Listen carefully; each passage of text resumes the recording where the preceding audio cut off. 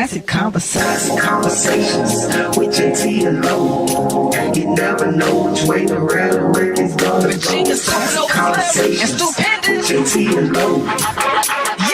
Classic conversations with JT and Low. You never know which way the rhetoric is gonna go. Classic conversations with JT and Low.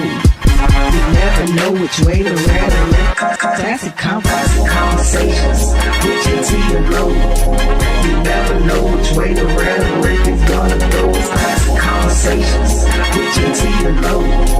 You never know which way the rhetoric is gonna go. Classic conversations with JT and Low. You never know which way the rhetoric is gonna go. Classic conversations with JT and Low.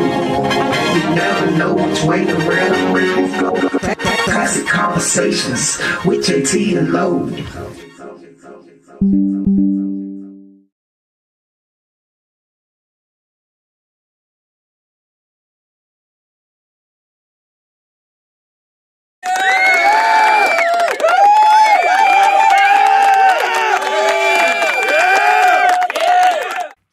Hey, yo, what's happening, folks? It is that time. It is still 8:30-ish, barely.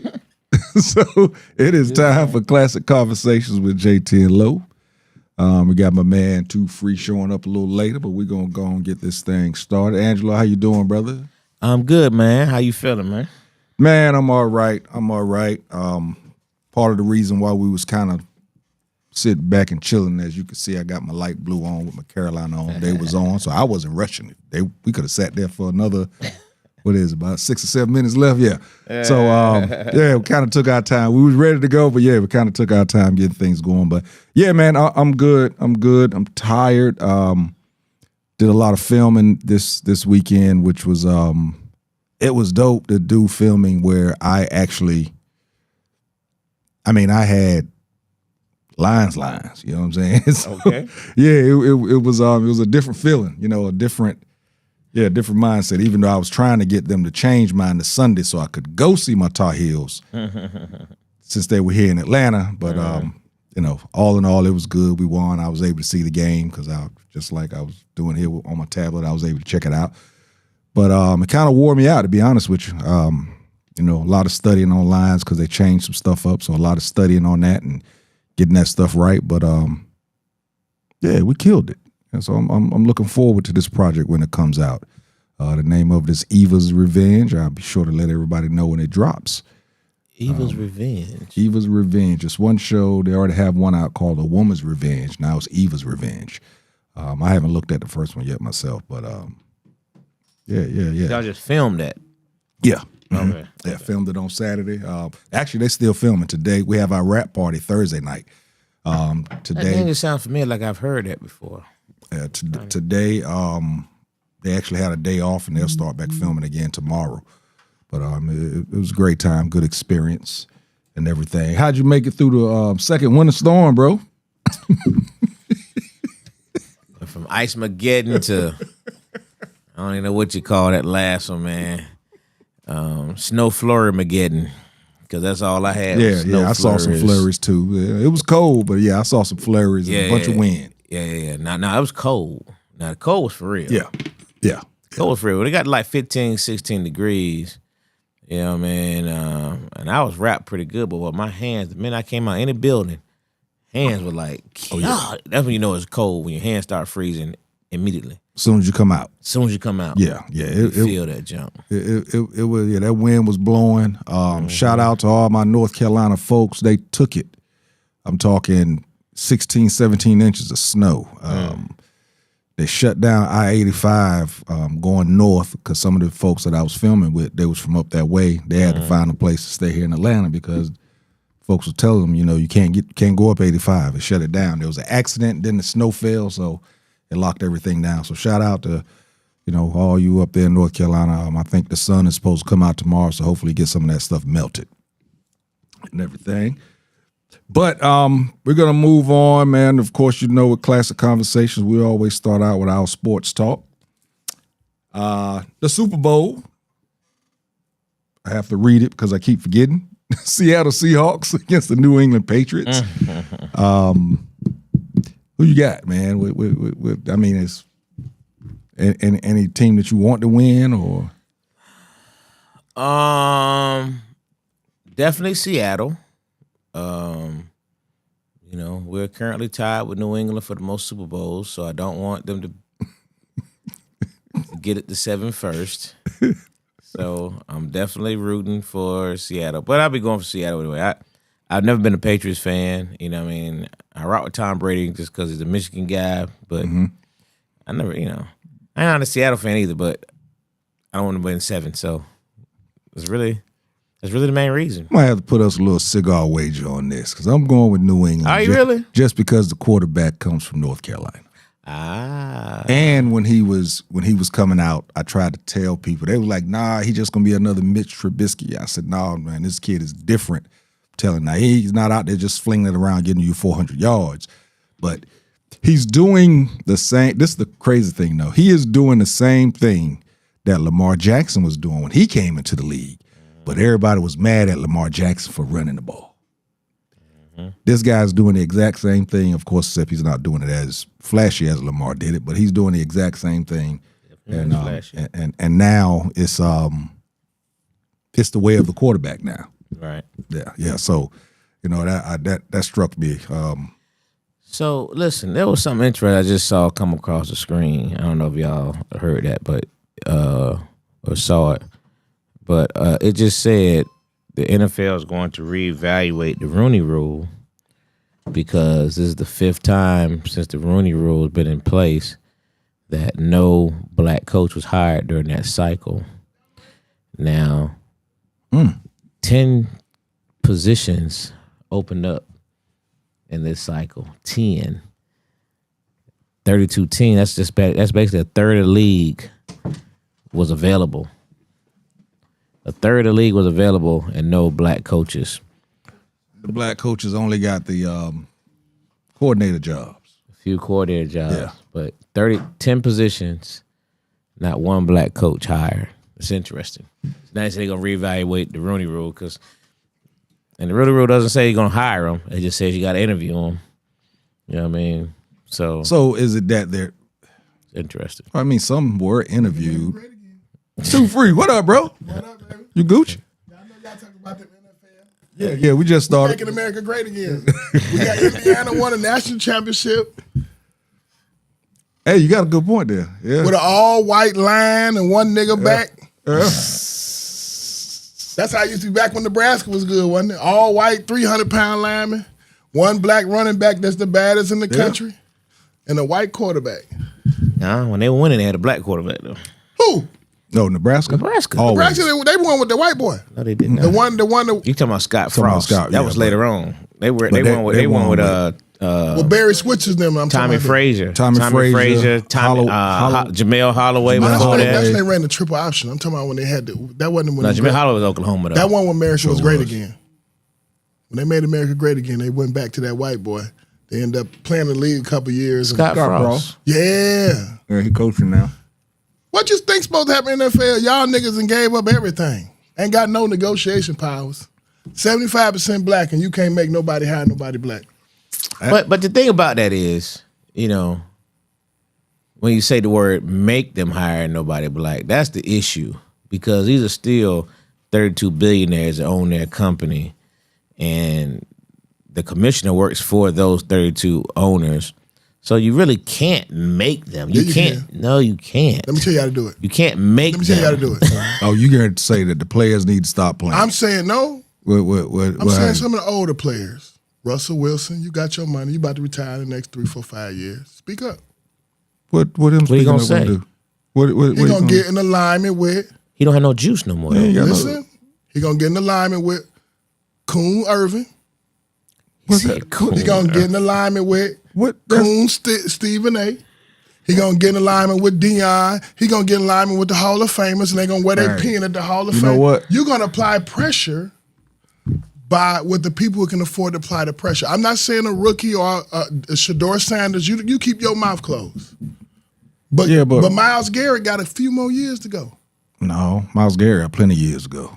He That's what I'm saying. got about 5 more years. You talking about guys? Somebody like Russell Wilson, bro. He been done. I don't He need don't carry his no weight. talent. I need his voice. He ain't got no though. voice. All he got to do is when they interview him, say, "Look, I and me and all my other brothers who are veterans and Hall of Famers are applying pressure on these people to hire people.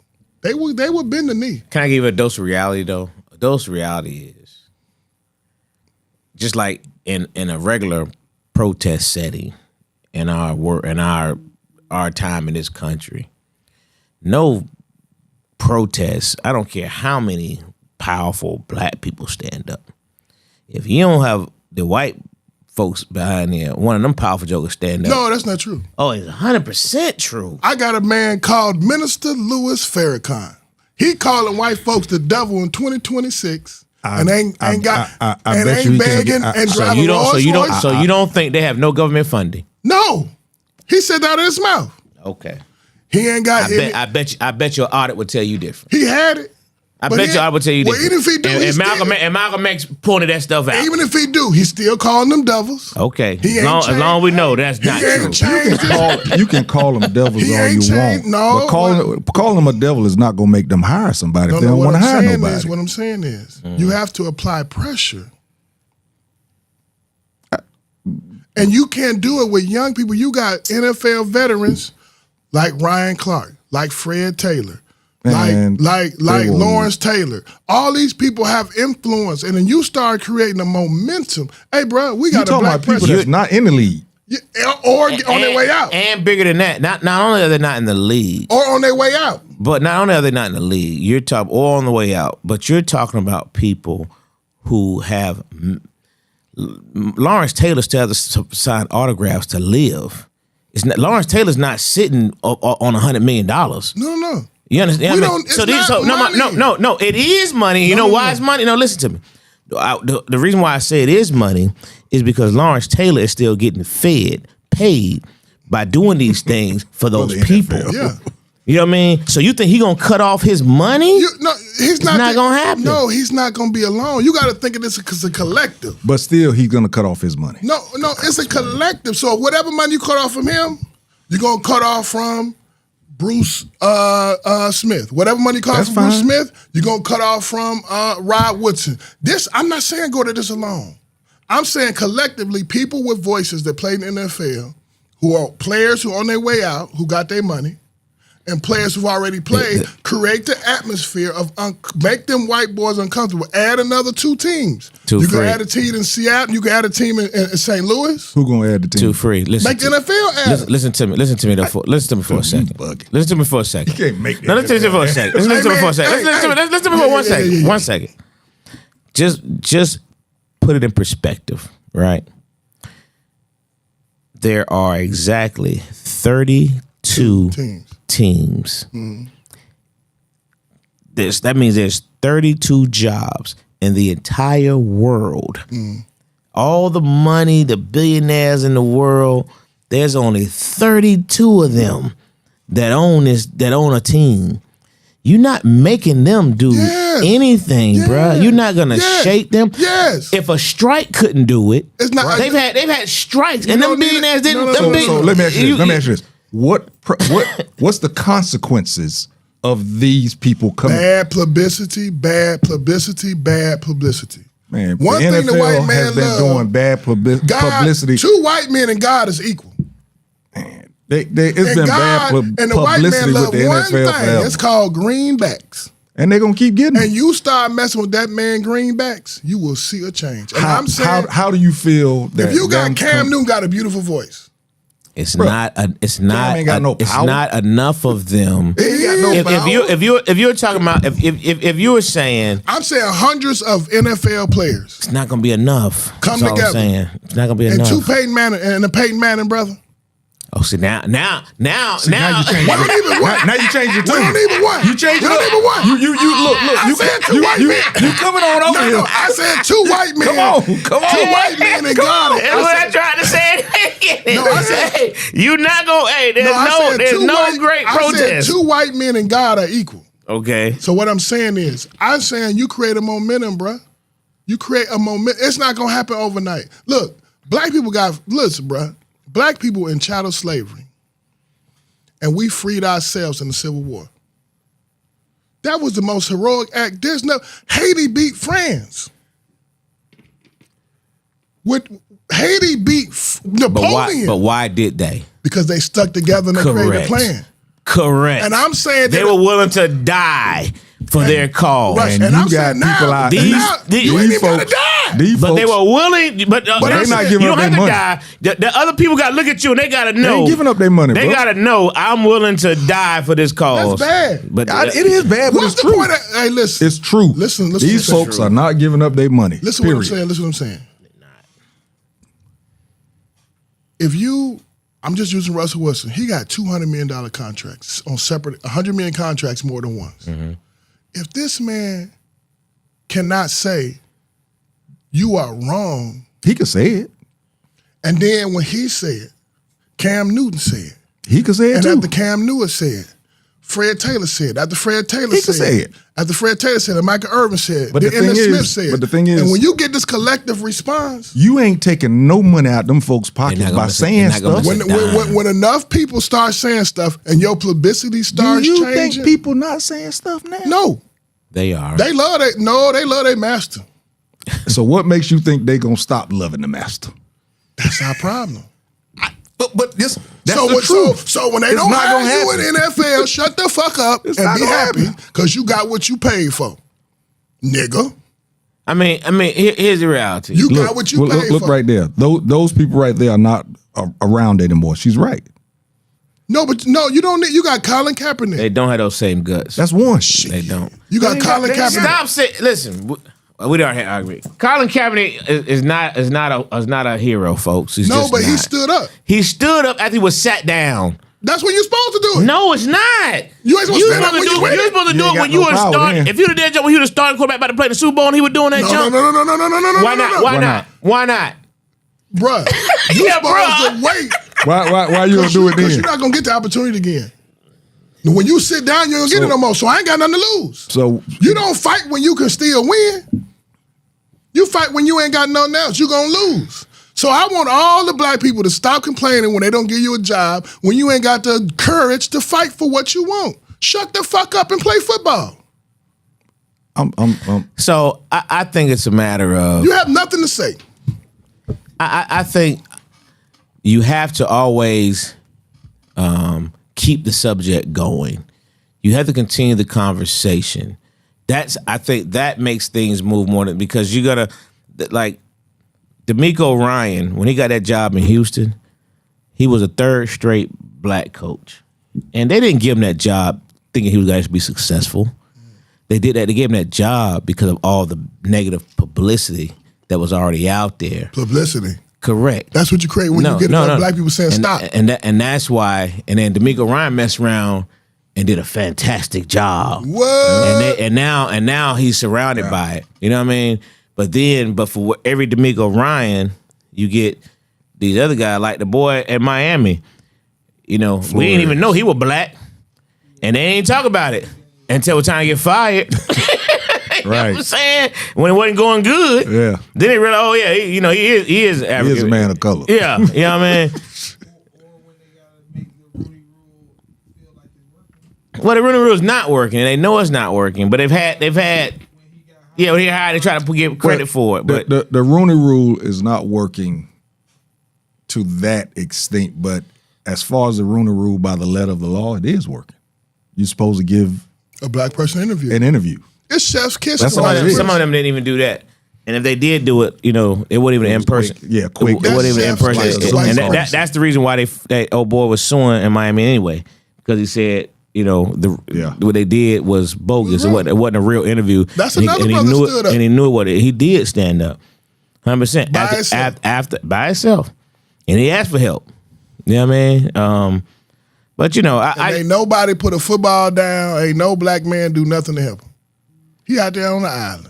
Well, Mike Tomlin gave him a job though, got him back in the game. Yeah, but I'm You know what I saying, mean?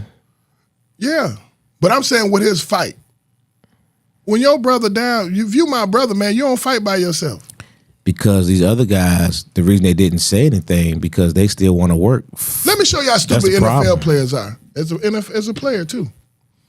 You the most violent sport out of the major three, and you just not getting 10, 15% of your players with guaranteed deals. At best, correct. And it's Just now. and it's the And you the only one that's Don't happen risky. much. Basketball players might twist a knee or take a hip out of It's the facts. socket, but you can die.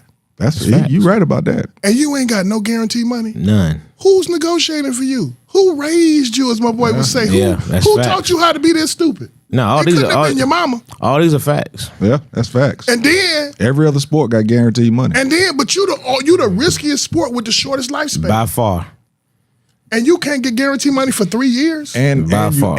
and you're in the sport that make the most money. Who raised you? Just like college. It's if you want a college to be successful, I'm just saying the college itself, you better get a football team. Every team on I think July 1st get a $265 million check. Every single team get Now you see why $265 I gave million it up. from That's the NFL. what's the between that and a plantation owner? The only difference is simply Joe's actually getting checks. But Niggas got checked on sharecropping days. They got paid. Not like they this. getting paid. You got 2 mules. You got 2 mules and free seeds.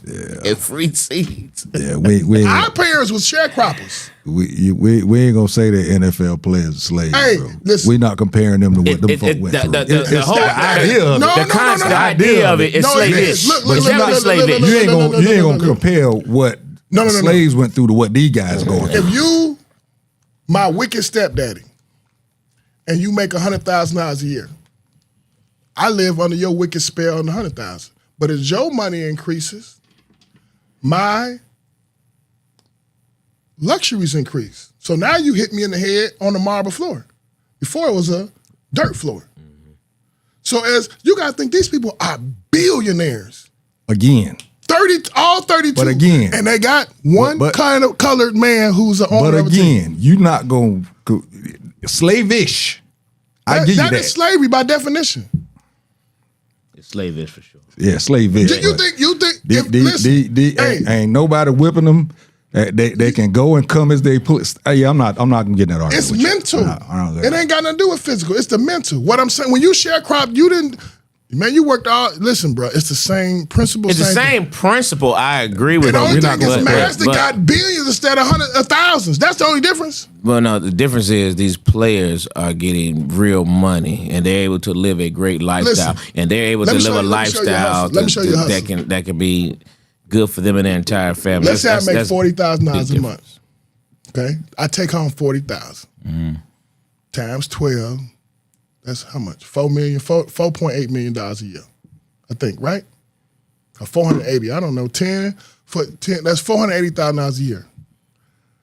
And I buy a girl a $5,000 pair of shoes. That's like what? 3% of my income. Okay. Okay. If a billionaire pays an NFL player collectively $50 million in salaries, that's like what, 5% of his income? Okay. That's what slaves got. Slaves got 5% of master income. Sharecroppers got 5%, 10% of master income. Just mass is fucking really rich now. So 5% is millions. But you still my nigga. Yeah. Don't you ever think you're gonna not be my nigga. And the perspective of that, I agree with you. So it's the same thing. It's just the numbers change. The difference is that sharecropper was going back to that hut and had to worry about Massa coming in and whipping him and doing all these things. DJ leaving. You talking about like they did? DJ you leaving. talking about like they did Leonard Little when they told him, "Nigga, you can't play no more." Well, I mean, You talking about like they did this? Wait. Hold on now. Let's not do. Leonard Little fucked up. Yeah. Okay, case closed. Don't act like so they the just master. said you can't play. Say the master. Sometimes you got to blame. You Okay, can't, let's you go. can't Let's keep go. Let's blaming go. the white man for everything. No, you can't. But let's go. All right. Let's go. Let's go with Mike Irvin. He fucked up too, Yeah. but he living real swell. He's a cheater, a liar, And he ain't gonna stand up. He ain't gonna stand up with nobody neither. Boy, that joker lick the bottom of Jerry Jones' shoes if it That's if what I'm he saying. needs to. These folks ain't gonna do nothing like that, bro. Jerry Jones kept him out of prison too. You're supposed to keep the good niggas out. Well, He's still Look after these niggas. keep that buck Jerry out. Jones also marched with them white boys in Arkansas. He was on the side with the white boys screaming, he was there. "Don't let them niggas in." Yeah. Yeah. He was. Ooh-wee. He was there. They got documents. Oh, I mean, we've seen it. We seen it. Yeah. Good. Good. Don't let the niggas in the schoolhouse. He talking about I was just there. Motherfucker, you know what they doing over there. And you wasn't on the Arkansas 9 side. Yeah. No. Yeah, It's learned behavior, man. Yeah, I ain't That's what he was So raised. now he got He Michael was Irvin. raised that way. Yeah. Why Troy Aikman don't get treated like Michael Irvin? Because Troy Aikman really fell out with him, with the team. Why Emmitt Smith don't get treated like Troy Aikman? Like Troy Aikman? Both Hall of Famers. Troy Aikman's treated with class and respect. I think Emmett Emmett is is as well. too. He just not out doing these jobs. I and agree stuff. with you. I agree with you. But every time I see him on a documentary, he got a white chauffeur to tell him, stand up, sit down, don't say that, Well, you see Troy Aikman go to his house. What you eat, Troy Aikman? I ate this and I got this guy coming in. Where's your black chaperone to tell you how to behave? Troy Aikman, Emmitt Smith had the documentary talking about how he bought the land and this. And so, yeah, Roger Staubach, white chaperone. Roger Staubach told me to do this, and then I asked Jerry Jones about it. Why you got all these white chaperones, nigga? You supposed to be smart. You went to school? Yeah, everybody go to school ain't smart. You know that. Yeah, but I'm talking about. He played football. When Troy Aikman on TV, he ain't got no black chaperone telling him how to behave, when to stand up, when to sit down. I mean, listen, there's no argument here about the disparities in, of the team. That's not an argument. Did you remember the concussion thing? Okay. And they said you didn't have to pay black concussion players as much because they weren't as smart. And they won the lawsuit. Y'all, you remember that? Hold on, I just want to know who remembers that. I agree with you, but let me give you. No, I don't agree with you. You remember the lawsuit? Yeah, but let me give you a hypothetical to the Emmitt Smith thing. Are you on the mic? Yeah. Okay, good. What black man could have taught Emmitt Smith that? The man that played wide receiver with selling hats. No, I'm saying about the land and the investments thousands. and the thing. And Thousands. at that time, Thousands. nah, too free. Now you're not being honest with yourself. Thousands. They could have given him the information. Yeah, thousands. He didn't have access to the knowledge. This is the Information 90s. and the access. Yeah, this is the Let's not forget about the 90s, man. access Come part. on, man. I think thousands is a stretch. It's a No. stretch, man. Thousands? Maybe. I think that's a stretch. No. Maybe. You think Oprah Winfrey had information? She was a billionaire. No, not at that ain't No, time. not on that level. time. Not for that. No, yeah, not at She that could have got it because of her status, but didn't have it. Yeah. No, Emmitt Smith was Emmitt Smith bought land around the airport. Hold on. The Cowboys was good in the 90s. We ain't finna give him Emmitt the Smith 2000s. Emmitt Smith is a retired Hall of Famer. But this is what I'm saying. Oprah is a billionaire in the 2000s. She ain't a billionaire in the 90s. Okay, then let me use other she's people. a high Let me go level other people individual, then. but Let me she's go not other a people. billionaire. Let me go other people. So all I'm telling you is, What about the brother who started, the light-skinned brother that started one of the first billionaires in the tech world? I'm not disagreeing. Remember he's on the cover? All I'm He saying, wrote a book? too free. Look how you thinking about who you naming. I'm telling you that the difference is he had 2 billionaires that could give him the information. Sometimes it's about getting the knowledge. Somebody got to be there to get the knowledge. You can't always say that they're going to get the knowledge and it's nowhere else that you can get it. You was thinking hard of who he could ask at the time. I'm telling you that. No, I think he can go directly to his owner and directly to a former player To tell him how to acquire land around the invest his airport. money. What's wrong with that? I don't think there's a problem with that. That's the problem. Case paid. When you look to your oppressor, he should have waited and when found you a look to black your man oppressor ass. for your come up, don't get mad when you find out you his booty. Is But Emmitt no, Smith somebody's booty? or you can take, Like the or spoiler you boy. can get the information from your oppressor, make it work for you, and then you have the ability to move it on and bring up other people of your own. You have that ability to do it. But somebody got to get in that room, bro. But hold what I'm saying. Somebody got to get in that room. It's like everybody's talking about Jay-Z and the Super Bowl thing. Hey, listen. Somebody they were pissed off about him, when he got the musical stuff, and you know what I mean? But he got in the room. Bro. No, but Jay-Z came as a whole man. Somebody got to get in that room. Jay-Z came as a black man. Jay-Z ain't never been the spoils of the white people. Listen, I disagree with that. But I don't think. Okay, then let's not do this. I don't think there's nobody in the music business. Let's not attack a name. Let's do this here. All right. Jay-Z was a made man before the NFL got him. In the street world. No, in the business world. Agree. I agree. Before the NFL got him. Before the NFL got him. He was and he was connected to his community, whether we agree or not, with everything he did. Gotcha. So now when I go do business with the white man, I'm going as a man. I'm not going into spoils of your product. So you saying that Emmitt Smith didn't go as a man? He went as a spoil. But hold on. But Jay-Z is from the spoils of the music business. But Jay-Z, no, he's a businessman. No, from the music business. He got them from the music business. Without the music business, which was owned by a white company, he would never got that money in the first place. He was not independent. No, he was not independent. No. I heard when he said Rockefeller Records was signed under one of the Def Jam, which was under Era. I mean, all that were all falling under somebody, man. But at the end of the day, trust and believe is one of them. What's independence mean then? Independent means you actually put in your. Master P was independent. That's initially. So he was not. So Rockefeller wasn't always signed with them. They were. Rockefeller was under Def Jam. Def Jam was. Let me get to the point I'm trying to make. Okay, name me professional athletes who are groomed and polished.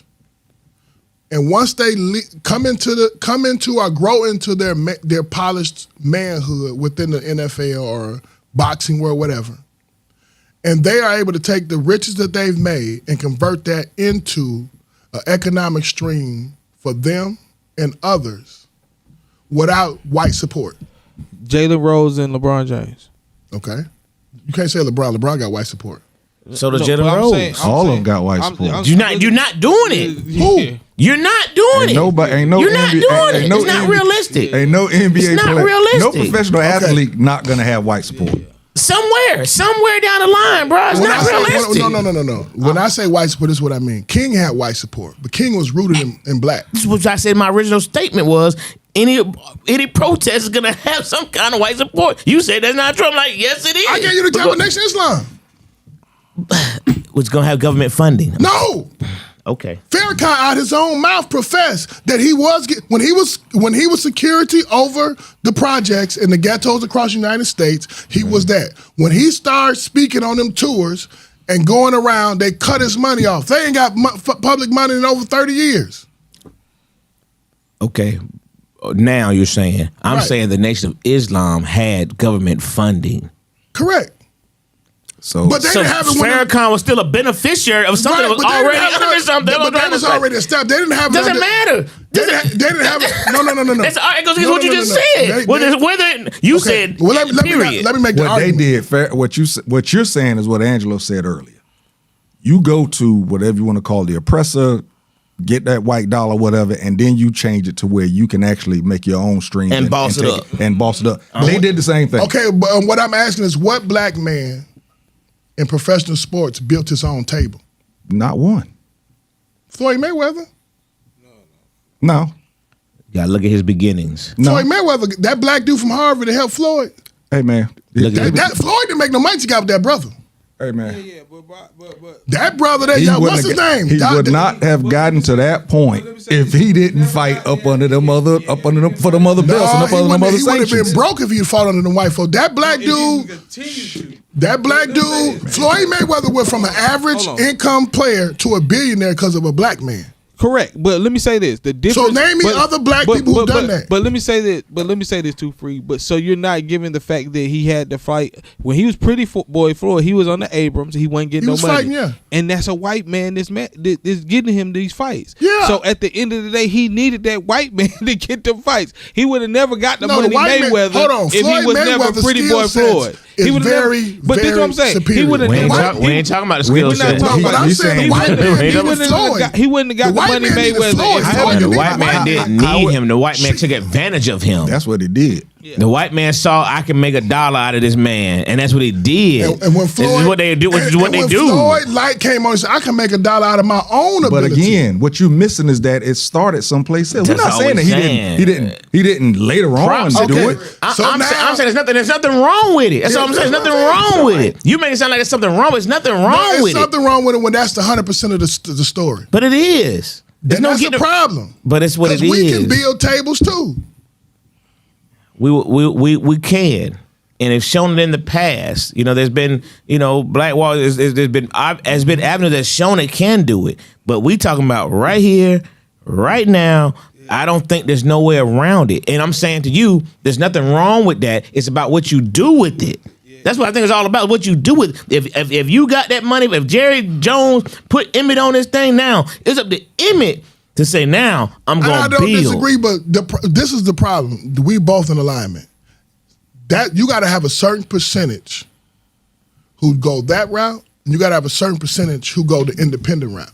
Yeah, you right. And we don't have we don't have the option. And until we create that option, shut the fuck up. If they want to hire monkeys to coach you, we don't trust. You ain't got nothing to say. We don't trust each other enough. Yeah, we do. We can't believe that. Well, tell me why ain't they coming together then? Because we have lack of knowledge of self. We don't even know our power collectively. We don't. You know why? Everybody got bad and good. You know right? why? Because they won't come together. That's why they don't know. That's why they don't know the power. Everybody got bad and good, right? Mm-hmm. What you focus on becomes your reality, but that's not necessarily the reality. You dig what I'm saying? Mm-hmm. So if you take the examples of black people who do work together and who build successful programs and institutions, whether it be one or two, versus the 100. If you're gonna look at the 100 and then dismiss your one or two examples, then you're gonna miss out. When you look at Atlanta, dog, y'all don't know how beautiful, until you leave Atlanta, you don't know how beautiful this shit is, dog. You got upper middle class neighborhoods with $1 million homes and no white people. Sure. With people on your block who either own their house are paying the mortgage with 700, 800 credit scores. And there's 30, 40, 50 people on your block. Mm-hmm. And then when you go to Walgreens, it's the same people. And you ain't got to deal with the chaos. Then when you go to your doctor, to your dentist, to your accountant, you damn near got all these inner workings and it's all black, bruh. That's an example of when we build and come together, but it had to take sacrifice and the belief that we can do. We got to stop believing that we not this. We are this. And when we believe this collectively, that we have genius in us, we will see the results of that. And you will see it en masse overnight. It'll be overnight. When Missouri said, I'm not playing football next Saturday, the president of the university got fired in less than 7 days. When enough black people say this will stop, it will stop. But until black people stop niggerizing themselves, NFL, then you gonna be their booty. And when long as you willing to be their booty, keep your mouth closed. Because if you're not gonna stand up and do anything. I agree with a lot of it. I don't agree with the end. I don't think you have to keep your mouth closed. I think you have to continue the conversation. You ain't gonna do nothing. Yeah, well, you are gonna do something. But again, the situation with the NFL is you got the only way it'll ever change if they change the ownership. You know what I mean? If they change the ownership, if they bring in one or two teams, the next franchise team is guaranteed to go to a minority, something to that matter. That could happen when they sold Denver in the last team. Yeah, but it's going to be hard to outbid the Waltons. That was the problem. You know what I mean? It don't matter if they beat them. You guarantee it. I agree with you. I'm just saying, if that something like that happens, that's the only way it'll. That's the only way to change. Now, if enough of them fight for something like that, I think you got a good argument. You know what I mean? But they don't want to do it. No, I mean, but you just said we got to stop saying what they don't do and say They're they not can't. doing it. No, they're not doing And it I'm currently. boycotting the NFL until we get some courage. Well, what's your next one? Bill Belichick was not indicted into the Hall of Fame. Not indicted, inducted. Inducted into the Hall. Indicted. put him in. Damn. Got to talk about Why they black do? folks. I Got thought to they say loved indicted. Bill. Hey, They never loved Bill. You think Bill had Why? a black girlfriend? Yeah, They did him worse than Terrell Owens. not worse, but it's on that level. I think Terrell. They didn't let Terrell in until the third time. I doubt they're gonna make Bill wait. But why he had to go second thing? What did he do? He's just pissed off the media. They using Deflategate and all that stuff, but the problem with the Hall of Fame is you got media people get most of these votes. Yep. You know what I mean? And so if you piss off the media for 30 years, 40 years of your career, What did he do to him? He wouldn't talk. you watch the Bill Belichick interview? Look, yeah, they play great. Next question. Yeah, we threw the pass and he dropped it. Next question. That's a Bill Belichick interview.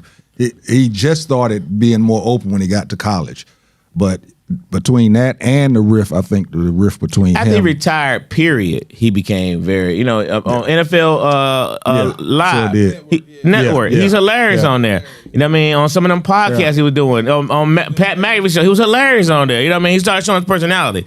But as a coach, he's like this. He's tunnel He vision. seemed autistic. But nobody knows the history of the NFL probably alive right now than Bill Belichick. Right. You know what I mean? And I think they did him wrong. Don't if ands I or know buts they about did. it. You know what I mean? We were talking about it the other day in here. We were like, if you talk about the history of the NFL, if you can't write the story of the history of the NFL without a person- certain person, there's no way they should. no way not the first ballot Hall of Fame. You know what I mean? There's no way. You know what I How mean? many So championships he won? 6. he's won 6 as a coach And two more as as assistant assistant coach. coach. Won a total of 8 Super Bowl 2 championships. with the Giants. Yes. Yeah. Yes. Yeah, I mean, they brought up the Deflategate, Yeah, Deflategate. They brought up the what was it? The filming Spygate. Spygate. You know what I mean? And Plus, he had the riff with the owner of the Patriots. well, that was Robin Tudd? that was towards the end. Towards the end, him and I can't Him and remember. Robin Tudd. Who? Robin Tudd, man, they called him at there getting a little. Oh yeah. because he was the one that He got that special massage. Boy, He got that They special love you massage. real good. They pushed that under the rug quick too. Well, I said Joe on the pod. I said, man, that dude's a billionaire. Hey, man. We said that jump way back then. Push that Dude's under a the billionaire, rug. man. Then why you real ain't bring the quick. girl to the house? Billionaires. Don't leave the house for massages. Hey, man. Billionaires gonna get treated differently. It's just Billionaires don't leave the there's house for millionaires massage. and billionaires. They're billionaires for a reason. So yeah, that junk got scraped right under All the right, rug. going on the Hall of Fame thing because I got into it with a lot of my Giants fans. Eli Manning was denied again.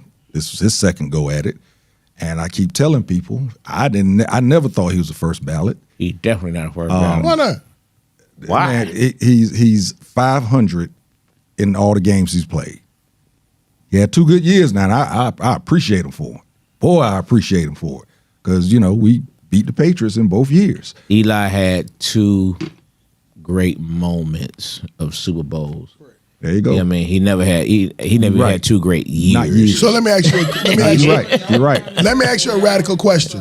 You know what I'm saying? They weren't great. That's what I'm saying. Yeah. He had moments. We won on defense and running, and like you said in the Super Bowl, Just moments. yeah, he threw the ball to my man on top of his helmet, and and If Peyton Manning don't win his second Super Bowl, is his brother's career better?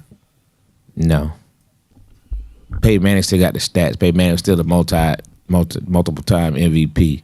I mean, Eli Manning's never even been a top 10 MVP candidate. You know what I mean? This guy's won multiple MVPs, multiple Pro Bowls, multiple All Pros. I mean, the dude was calling his own play. I mean, Peyton Manning was A loser. no, he wasn't a loser. He couldn't win in Tennessee. He couldn't beat Florida. He could win in Tennessee. Just T. couldn't Martin beat him. He couldn't beat Florida. He couldn't beat Florida. That's what I said. He wasn't a loser though, but he just couldn't beat Florida. You know what I mean? That was his kryptonite. Peyton Manning was known for not winning the big game. Yeah. That was his. He would get you to the game, Yeah. but he couldn't take you home Yeah, absolutely, for many absolutely, years. absolutely. But he gonna get you 12, 13 wins. Eli can win the big game. Eli Manning had the benefit as long as somebody else got him there. Correct. yeah.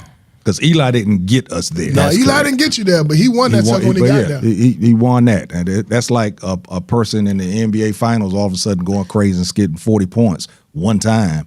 He won the big Again, game. That don't put him in the Hall of Fame. If you can write a story, about the New York Giants, and you could omit Eli Manning. Mm-hmm. Do you think he got any stats? Do he hold any records?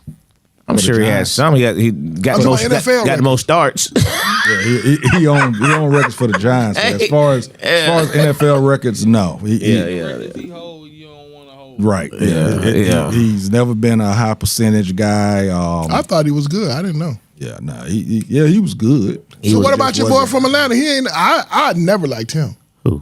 The white boy that Matt had Ryan? fought him. Yeah. Matt Ryan will probably get in the Hall of Fame at some point. He's not a first, second, or third ballot Hall of Famer though. But them boys in Atlanta act like he the He the best quarterback best Atlanta's thing ever ever had. come through here. yeah. No, he's the best who you quarterback gonna say, Atlanta's Mike ever Vick? had. Michael Vick. No, Mike Vick was He's the the best most- moneymaker. Yeah, he's the most exciting quarterback ever had. He was not the best quarterback. He was the best galvanizer. Yeah. Michael Because, Vick boy, was the greatest quarterback ever. Man, when Mike Vick came through here, boy, In the state of Georgia, nigga. tailgates took something different. Yeah, Michael Vick, the greatest quarterback to ever be in Georgia. he's most exciting. In Georgia. Most exciting. I schooled in University of Georgia, Georgia Tech, Most exciting, but not the greatest. the greatest. Okay, who would you rather, if you looking back, you say, okay, what do we reverse in time? Matt Ryan and Michael Vick, who you drafting? Hold on, you can't do that. I'm You about to can't say do it. that because of the laps. If you're taking the laps out, your pure talent is Michael Vick, and everybody knows that. No, That's not a we fair pretending. question. So now who would you pick? It would be Michael Vick off of pure talent. It wouldn't be. It's You not take because- Matt Ryan off of pure what? Losing. No. You're not discrediting his how good he is because he got us to the Super Bowl and he won the MVP. But Michael Vick is way more talented. More talented. No, We all he's know this. better. It's not a better quarterback. He can do everything. That doesn't make you a better quarterback. Everything. That makes Matter of that fact, make- you know what? Everything Matt Watch Ryan this. can do, Michael Vick can do Watch it better. this. Watch this. No, he can't. He was a better quarterback in Philly than he was here. Hell Facts. no. Oh, That man yes, had a he 4-1 was. when he was here. He And had a 4-3 when he was there, He too. had a 4-5 in Philly. So But the again, you're thing talking about is- electrical and see, the thing plays. is, You're not talking about He playing didn't quarterback. have to run when he was in Philly. He threw the ball. What which can was- Matt Ryan do better than Michael Vick? Shit, he won. Read a defense. Oh boy.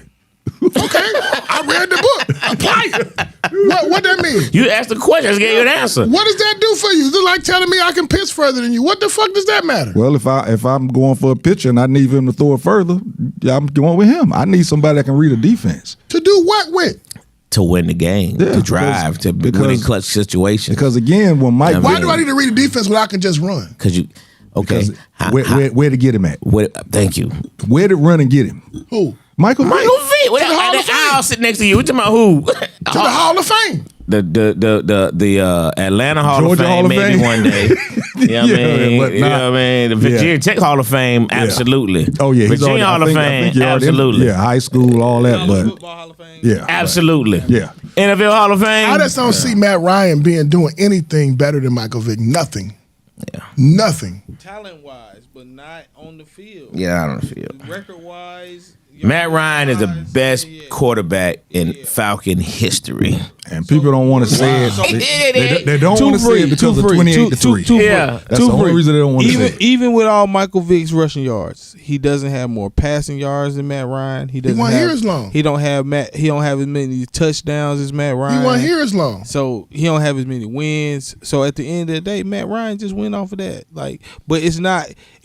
I know. Bo Jackson We ain't got about to as move. many We about to yards. move from it. Come on, JT.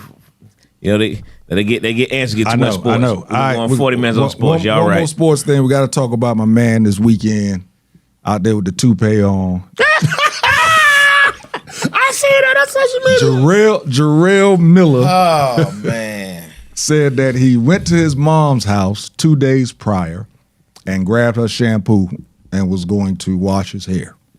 Supposedly in the bottle was, what was it? Some type of chemical. His mom had put something. Oh, he said the shit was like ammonium bleach, and it took his hair out.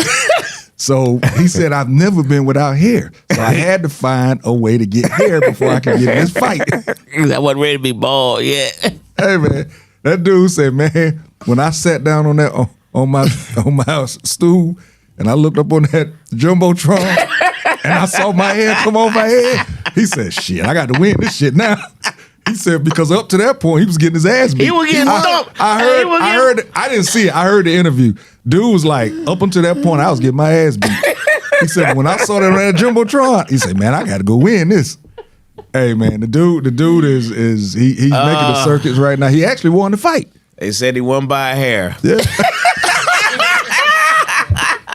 A whole afro. Dude had a flat top, bro. Oh man, hey man, that might have been the funniest thing I've seen in a long time. But could you see yourself being the other boxer?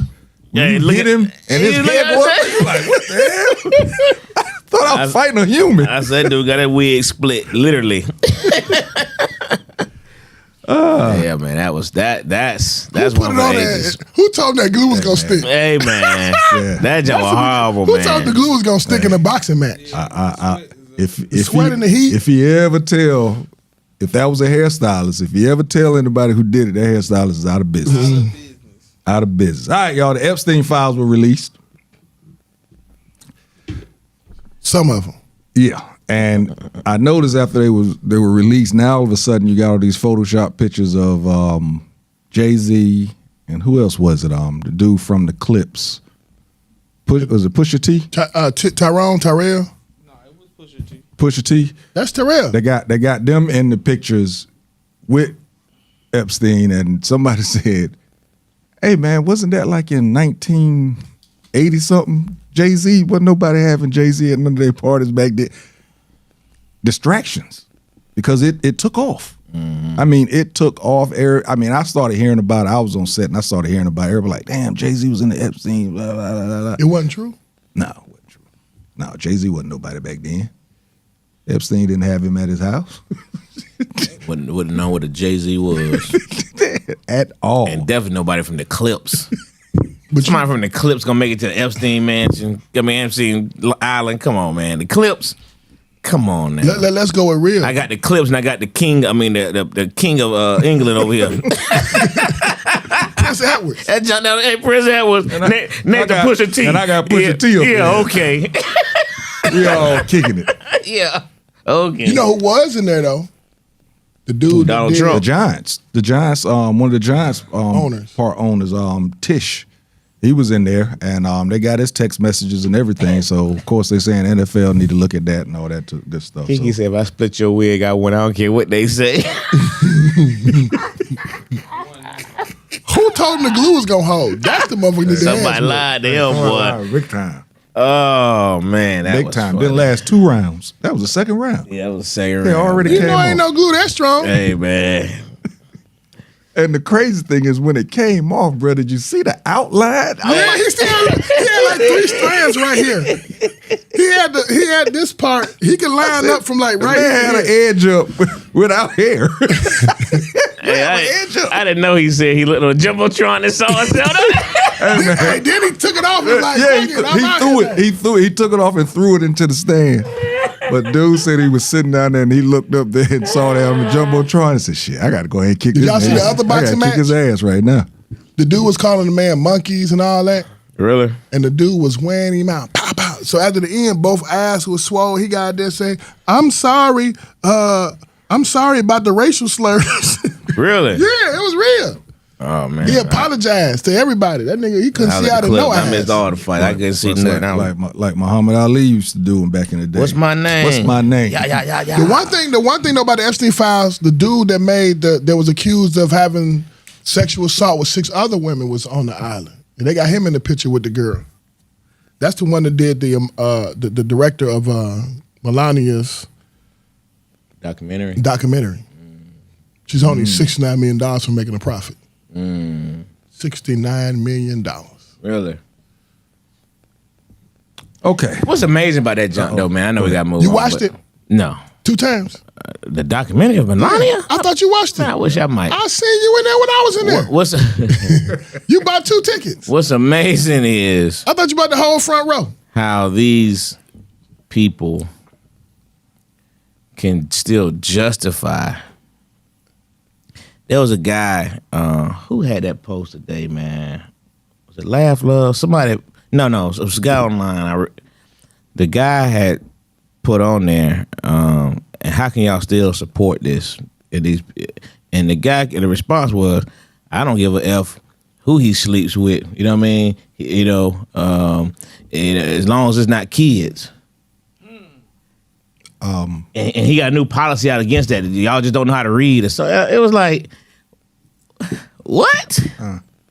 But it's just amazing how they Do what they can. when the man said I could kill somebody in broad daylight and get away with it, bruh, he literally could. And these folks will find a way to make to it right. justify it. You know another thing Just Epstein found? insane to me, man. They had a person who checked the tightness of the young girls. Yeah, measured it. A person Yeah, checking the tightness. yeah. I saw that. Yeah, Diddy in jail for baby oil. Come on, man. Diddy in jail for bringing a prostitute across state lines. Male prostitute. A male prostitute. Male prostitute. Right, a male Not prostitute. not no 13-year-old. You know, Hell, R. Kelly in jail for sleeping with girls when their daddy knew about it. Daddy brought them to him. Daddy, you want her? Shit, the girl he pissed on was Sparkle's niece. Sparkle's niece. And the uncle was in the band. And supposedly she's now coming out and talking. About The what? girl that was pissed on. Oh shit, I'm about to give me some They talking into about, then. they about she must went broke. When the money run out, man. R. Kelly broke too. R. Kelly money ran out, so now she got to get some more money somehow. So now she about to tell her side of the story, whatever. So speaking of that, as we're talking about, those type of things happening to women. I have a Go ahead. Go. You set it up. I came too wrong. My timing was off. The main subject of tonight, we said that we was going to talk about we as black men. How are we supposed to protect our black women? Right. That's the main topic of tonight.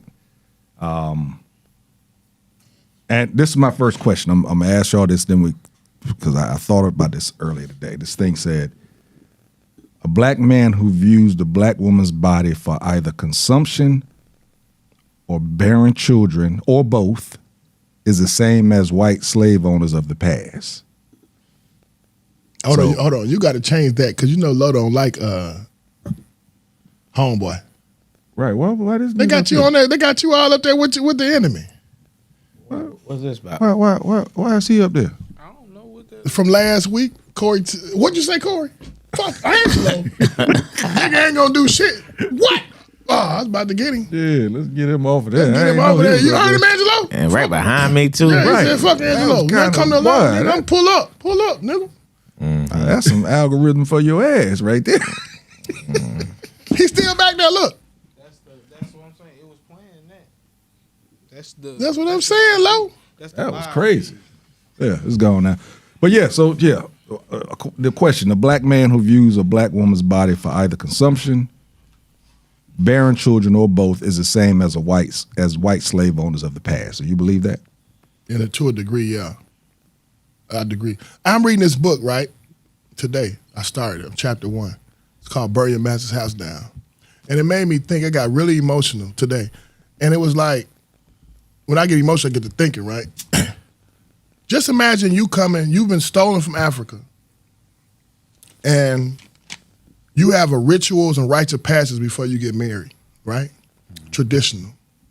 And now you come here, somebody who stole you, now you bought into slavery because you had no choice, right? And now this dude takes you in a wagon and drives you for an hour and say, go into that shed and go get that girl pregnant. I'll be back next week. You have to detach from everything that you understood of what the rites of passage is before you have sex with a woman. You have to give all those rituals and customs away to sleep with this girl. And some people couldn't do it. The guy in the book couldn't do it. So he got sold off. There's no good buck. 6'8", wide shoulders, and you can't sleep with a wench. You ain't no good to me. Because he couldn't make no more slaves. He couldn't make no more baby. And that's what the man said. I don't want to make another slave. for you to sell or keep, you know what I'm saying? So I'm saying that to bring that back here, we are doing, when a man is detached from a relationship with his woman and his children, he has a sickness, a problem. It's like just like an alcoholic or a dope fiend, they have a serious issue. When you say detached from what You have to be detached from your human. You have to be detached as a human to not take care of something that you created. Okay. And if a woman chooses you, she's your woman, you her man. If y'all made a choice to be with one another, and then you can't satisfy your obligations, that can be from an array of things, right? But a man must be committed with his life to take care of his family. Like what Kevin Gates told Shannon Sharp, if somebody touched my daughter, I'd kill him. And Shannon Sharp tried to talk him off the edge. What did you do, Shannon? That's some of the stupid. You let somebody touch your child and then walk on earth and you ain't done nothing about it? And I got to look at my child and say I'm your daddy? And my child looking at me like, you my daddy, you let a motherfucker do this? Man, hold up, bro. You let a man sleep with your woman, I molest your woman, I agitate your woman, and you on earth and ain't done nothing? You ain't sacrificed your life? Okay, so let me, in regards to physically, we understand in regards to protecting our women. But let's take the physicality out of it. How do we protect our black women? With the Nation of Islam, the Minister Louis Farrakhan teaches us. Nah, okay. I ain't no nation because I like pig feet and pork. but this is gonna hurt. The closest example we have collectively to the work of God is the woman. God sent woman as his example for us to create life with, to create future with.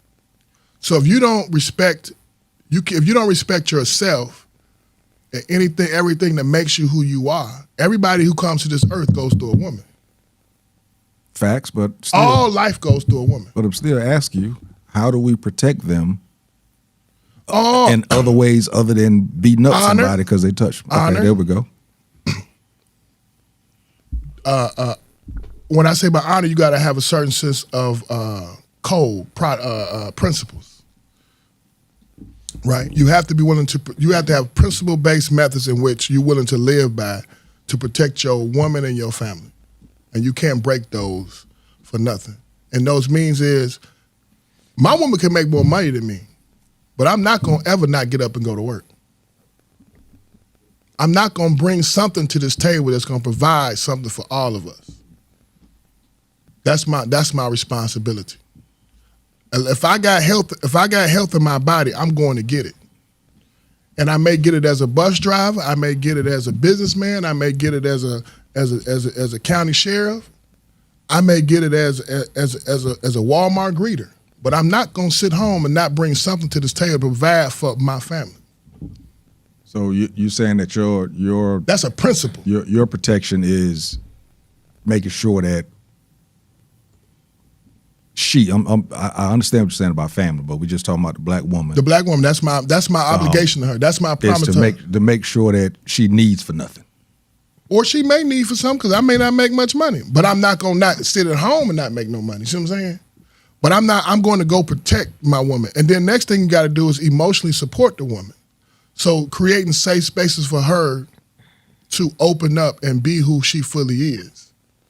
And I think that's a lot of black men, to my opinion, got arrested development in that area where they don't provide the emotional support.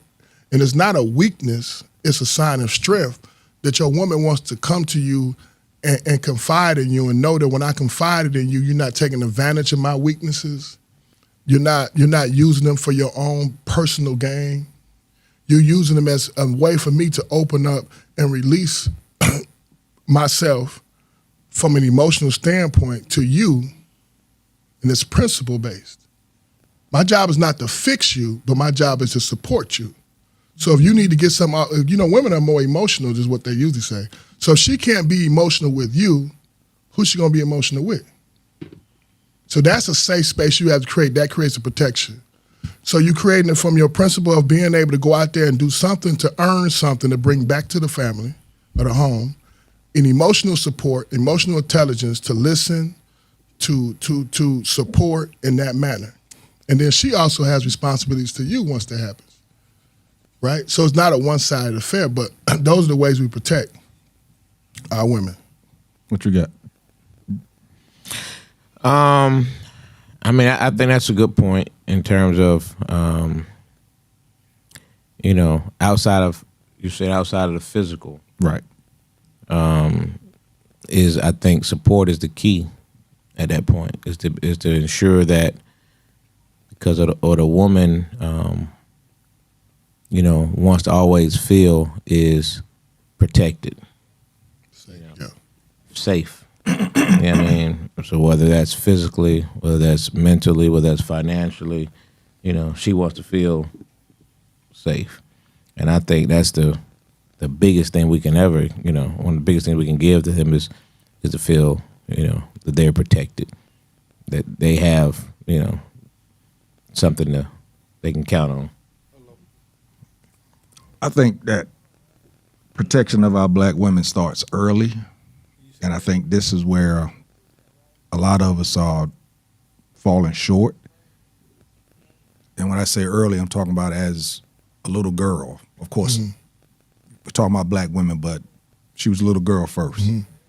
But being able to make sure that there's certain types of behavior in front of this little girl so that she can actually see value, making sure that you are pouring into her as a little girl, emotionally, mentally, and also, giving her words to make sure that she grows into her confidence to where Words of affirmation. Yeah, words of affirmation, just so that, and I'm talking as a father or uncle or Coach.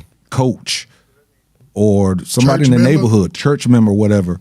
Certain behaviors is what these young ladies, young girls should see early on so that they grow up in a way to choose the right way so that they're not choosing You're generous. I know some women that actually, I dated one a while back.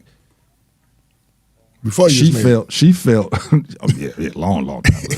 She felt that because of the guys that she had dated, she felt that if a man didn't physically grab her or Didn't love her. didn't love her. Yeah, I've heard that. You snatched up.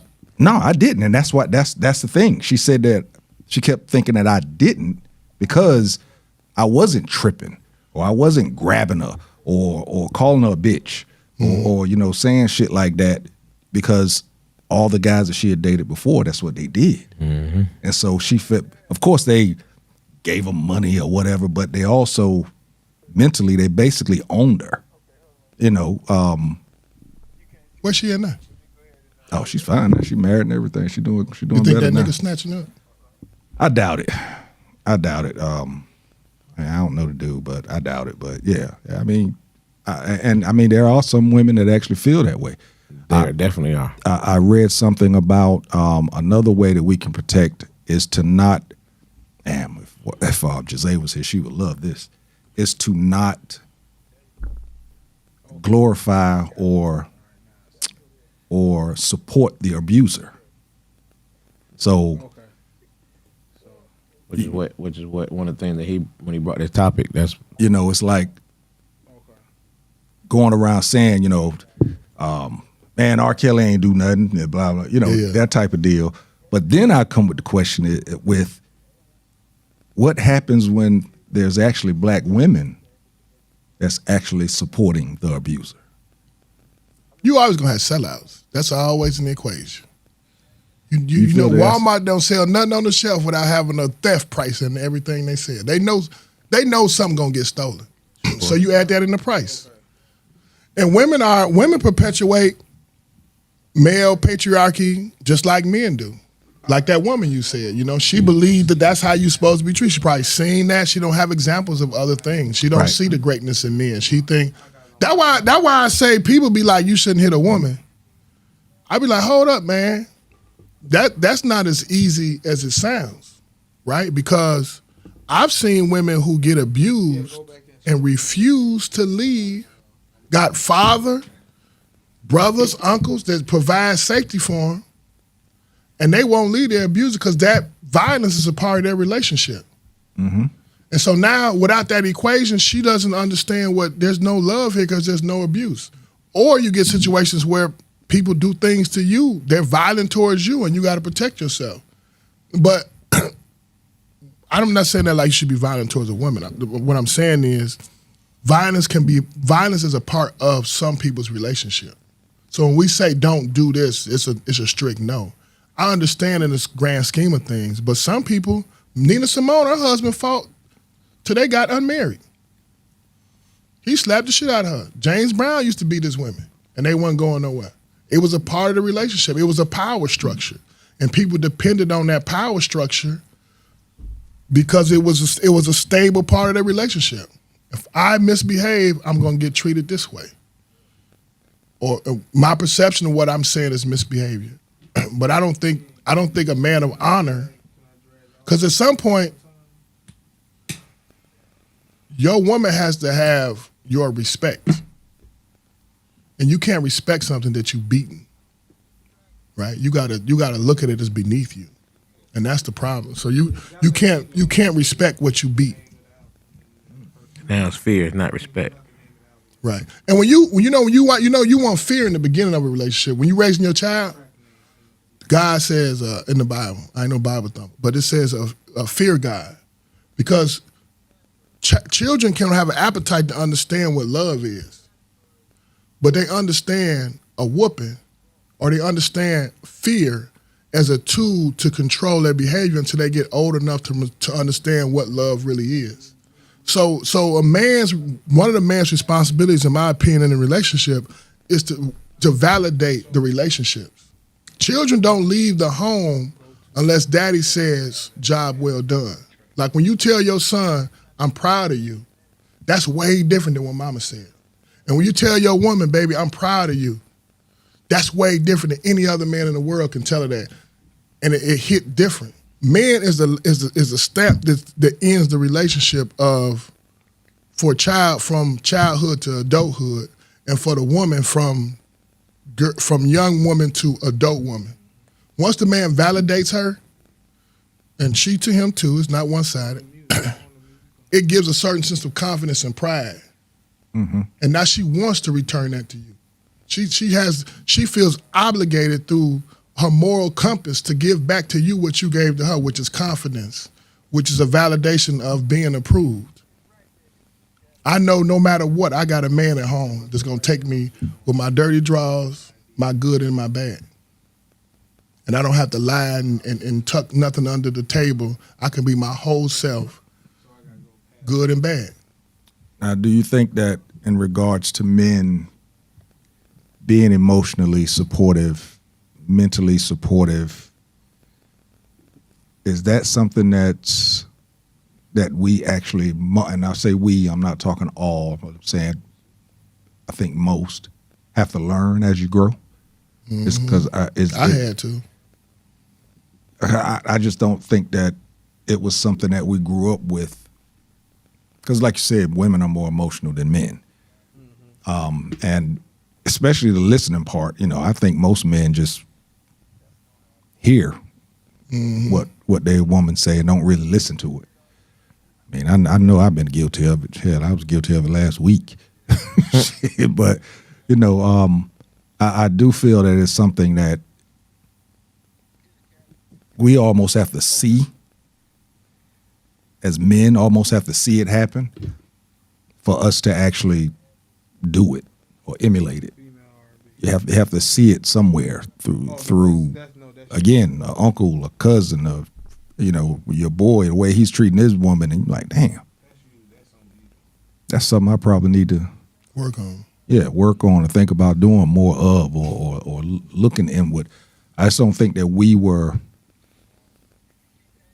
built that way. And that's what I was talking about earlier. The rites of passage from manhood to adulthood, the rites of passage from single to married, is usually a custom. And that custom arranges the mentality of the community to prepare one to be in that relationship.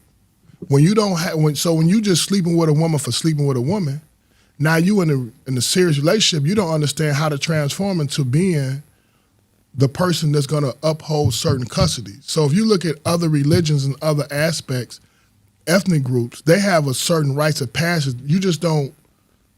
America's really the only country where you just freely go through the world. We get along, now let's get married. Most people have a sense of what is love, how to establish love, and what does it mean to maintain relationship. And a lot of times it's not rooted in love, it's rooted in the principles of that person. So it may not, so if you look at a principle-based relationship, I do this, you do that, we build this together. It's kind of the foundation. The American style is, they sell this dream of a pretty person, and y'all went to the same high school, and y'all got some of the same values. We pretend to be Christians, and now let's get married. But if you really go through the principles of what Christianity is, then you got to go through certain customs. And one is one thing the Christian church cannot honor is sex outside of the marriage. So that's why I was getting with Mike Tyson. Mike Tyson got that rape case on that girl, and I believed he raped that girl. I read the court cases, the appeal. I'm like, Tyson addicted to cocaine? She an honor student? Raised by both grandparents and her father. And you mean to tell me she didn't did it? Like, it's just less likely that she did it. But I wasn't in the room. But, and then she went to the police within 24 hours after it happened. And she participated in her beauty pageant that morning. And that evening she went to the police and said, look, I was raped by Mike Tyson. Then the man goes to court and loses. And Don King's snake ass tried to get this fight between him and Holyfield before he went to jail so he can get $100 million. But back to this thing, Tyson has sex outside of a marriage. He's not in that position if he follows Christian laws. If he followed, he didn't have tenements. He didn't have principles. Was married at that time? No, but I'm saying no sex outside the marriage is validated. So if I come to you and say, man, I'm accused of rape, you had sex outside of your marriage? I ain't married. You shouldn't be having sex. So look how much problems we eliminate when we follow the principles of what we believe in. Whether that be a tribal experience or a religious experience or a custom of your ethnics. When you have sex within the certain parameters, certain things don't happen. But then we human, you got other things going on. And I this is what I brought in low too. Like, we talk about Diddy, we talk about R. Kelly, Bill Cosby, but we don't never talk about Mike Tyson. And he's strong-armed. According to her, he strong-armed her. And he's making millions. He did a Netflix special made $40 million. I mean, we supported him. I don't know about strong-armed. She said he couldn't. What was he going to do? She was 120 pounds. He's 250 pounds, the heavyweight champion of the world, addicted to cocaine, sleeping with women all over the world. And in that case, when we talk about protecting women, how is it that she thought that going to his room at whatever time? Not saying that you can't go to somebody's room at that time and but you're not about have to say sex. it though. But if somebody if Mike Tyson calls you and tells you come to his room at whatever, I know it was late. It was 2:30, something in the morning. 1:30 or 2 o'clock. And he told her, "Come up, I'm gonna get you a thing for your father." If there was somebody, well, She 18, grand by her, bro. I What if get she it. went up there? What if she went up there to sleep with Mike Tyson, and he pull out a 9-inch cock and said, "Well, you ain't put that motherfucker in me." And Mike said, "Oh, yes, you is about to get it." What if that happened? Yeah, I mean, shit. I mean, So if we gonna protect our women, we gotta believe her story. Over a dope fiend whose lust is raging. This was a third sexual assault case. That girl could have got millions of dollars by dropping that case. She'd have made more money by dropping the case than having the case. She would escape public ridicule because once she was raped, she was raped. It ain't gonna never not change. That's the part that actually, when I've learned about the stuff that was offered and she still went through with the case, I kind of felt, yeah. And she was 18. Something was done that she didn't want to happen. That's when I started feeling And you that part. 18, you could suck her 18-year-old to get somewhere they ain't supposed to be. Yeah. And it could have been an intimidation factor. You know what I mean? This is Mike Tyson. You 18 years old. You know, because like the argument was, you know, he said he gave an oral for like 20, 30 minutes. You know what I mean? It's like you had ample opportunities. And I think there's a lot of times in the case where they point out where she had opportunities to leave. But I also think, and when he brought this to me, I also, you know, I said, man, the reason why he's not ridiculed anymore because he got found guilty and went to prison for it. Mm-hmm. You know what I'm saying? So he paid his debt to he society. paid his debt the way this country built. Yeah. He paid his debt. He went to prison. He came out, and now he was able to get a second chance at life. You know what I'm saying? You know, well, and you got to think during that time frame, you didn't have this social media giant going at the time either. You know what I mean? You didn't have memes and DMs and this and that. You know what I mean? So he was able to escape a lot of that. So now, well, you got a R. Kelly and a, you know, Diddley. You know what I mean? You in the middle of this kind of stuff. You know what I mean? Now, like even with R. Kelly, had you had that social media power on his first run with the girl with the P and all that stuff, Right. Yeah. if social media was strong in, Right. He would have been there. he'd have hey, they'd have tore his butt up, bro. They'd have been on the cell phone then. It wouldn't have been on no VHS tape. Yeah. Yeah. And it'd been all over. It'd have Yeah. been, you know what I mean? I think that, you know, he escaped that this third run, you right here, and it's a whole nother world. We can now influence the entire world on one video In seconds. in seconds. So it's just a different time. You know what I mean? Do you think we should still support him or abort? Who you talking about? Tyson? Mike. Again, I mean, Paid his debt. he never acknowledged that he did it, which is what, you know. He said he got counseling. He said he got help. He said he's been messed up and he tried to kill himself several times. He talked about his depravity of his life. His parents being prostitutes, his mom being a prostitute, his dad being a pimp. I mean, he Grew up in He a had a very- traumatic. growing I up. mean, he had 37 traumatic experiences growing up. I mean, yeah, you got that part, but What is her daddy supposed to do? That's his baby. Her granddaddy. And I see this man, my daughter she went to college and she's making a little money. I think she got a real estate company. And this man making $20, $30 million and he forced himself on you. yeah, that has to be, you know, hard to deal with as a relative of her, you know, because she took it. I mean, folks went at her with. She was ridiculed Yeah, You are. by Farrakhan. Yeah, they went at her hard. You remember that? Who goes to a room at 2 o'clock? So there it go right there when we was just talking about supporting the abuser. But in his, like you said, in his case, he was found guilty. But like, you know, with the whole Diddy thing, you know, there's Or Tupac. forgot about that one. Tupac went to jail for rape. But here's a little, It's totally different. totally different. And he came right out and was like, man, I got a mother, blah, blah, blah. I didn't do this. This is what really happened. I was in the room next door. She wasn't there with him. And Correct. I should have done something. Mm-hmm. And I But the didn't. conviction was actually for her giving him oral sex on the dance floor.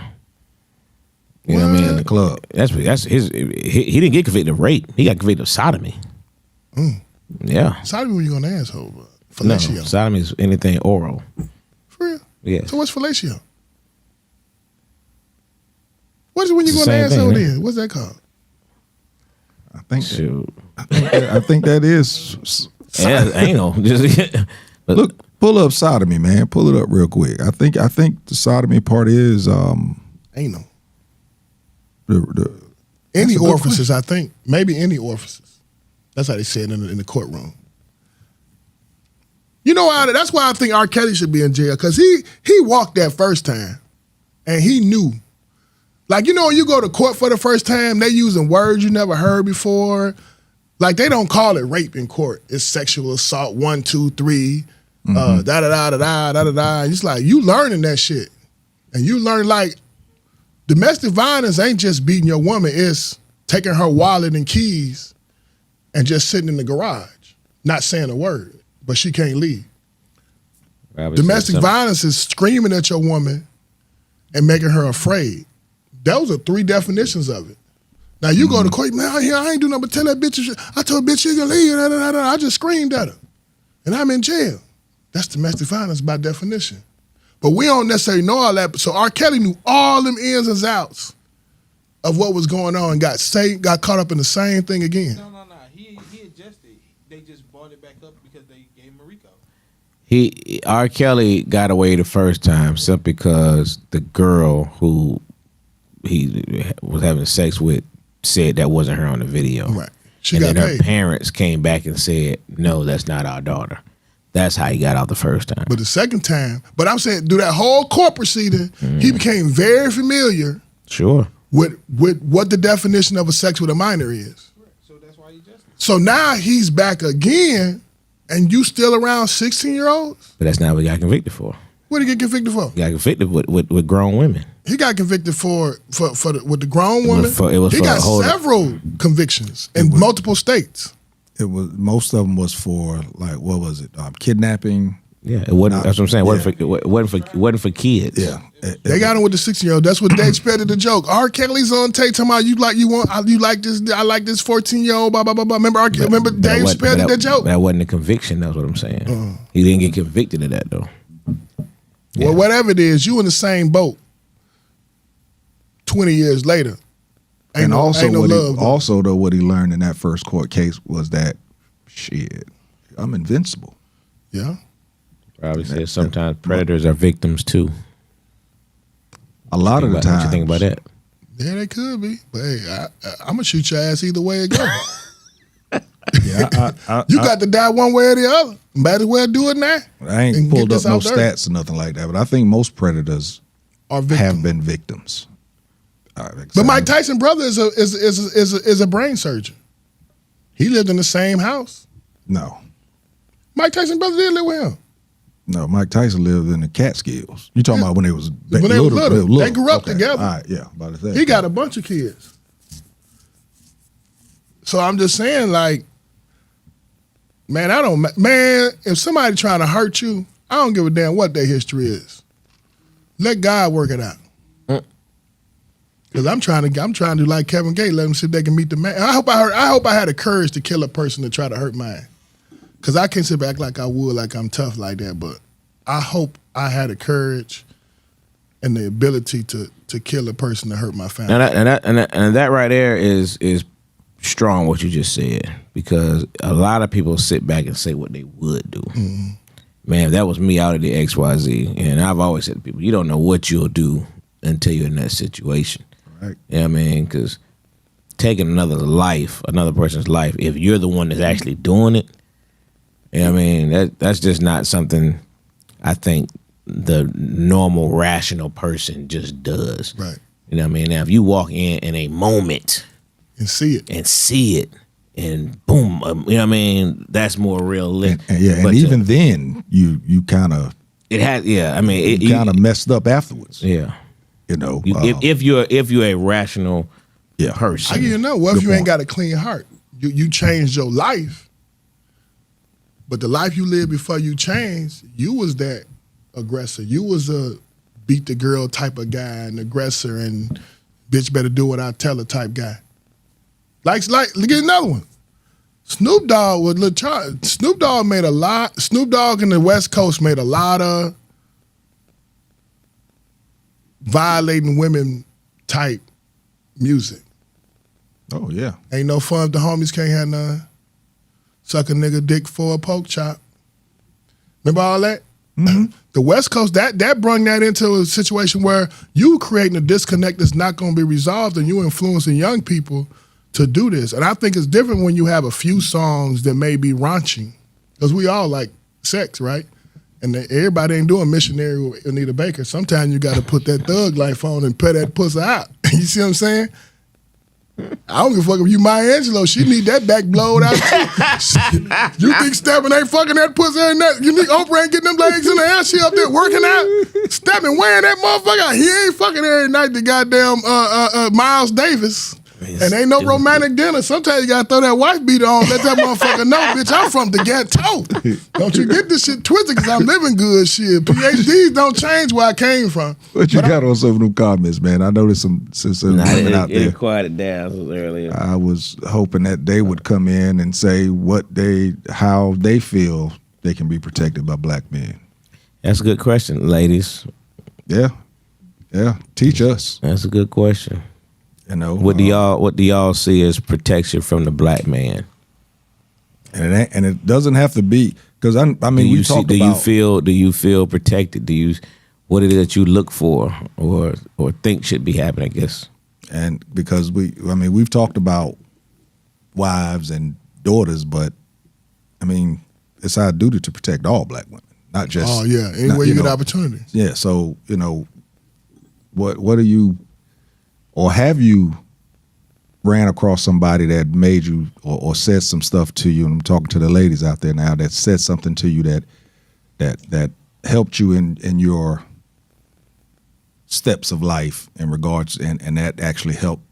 Because sometimes you can say something to somebody and it can give them the confidence to feel protected just by themselves. You ain't got to be there all the time to protect them. Whatever. Again, it could be an uncle, it could be a cousin, it could be a church member, something like that. But what would you do if you seen a woman getting her ass whooped at Quick Trip or something? Today? Yeah. Would you get involved? That's a damn good question. I know 10 years ago I probably would have. It's hard to say today, be honest with you. What you'll do, Lo? You go get your gas, woman getting her head bust. I'm calling 911. Tell you, man, it's different these days.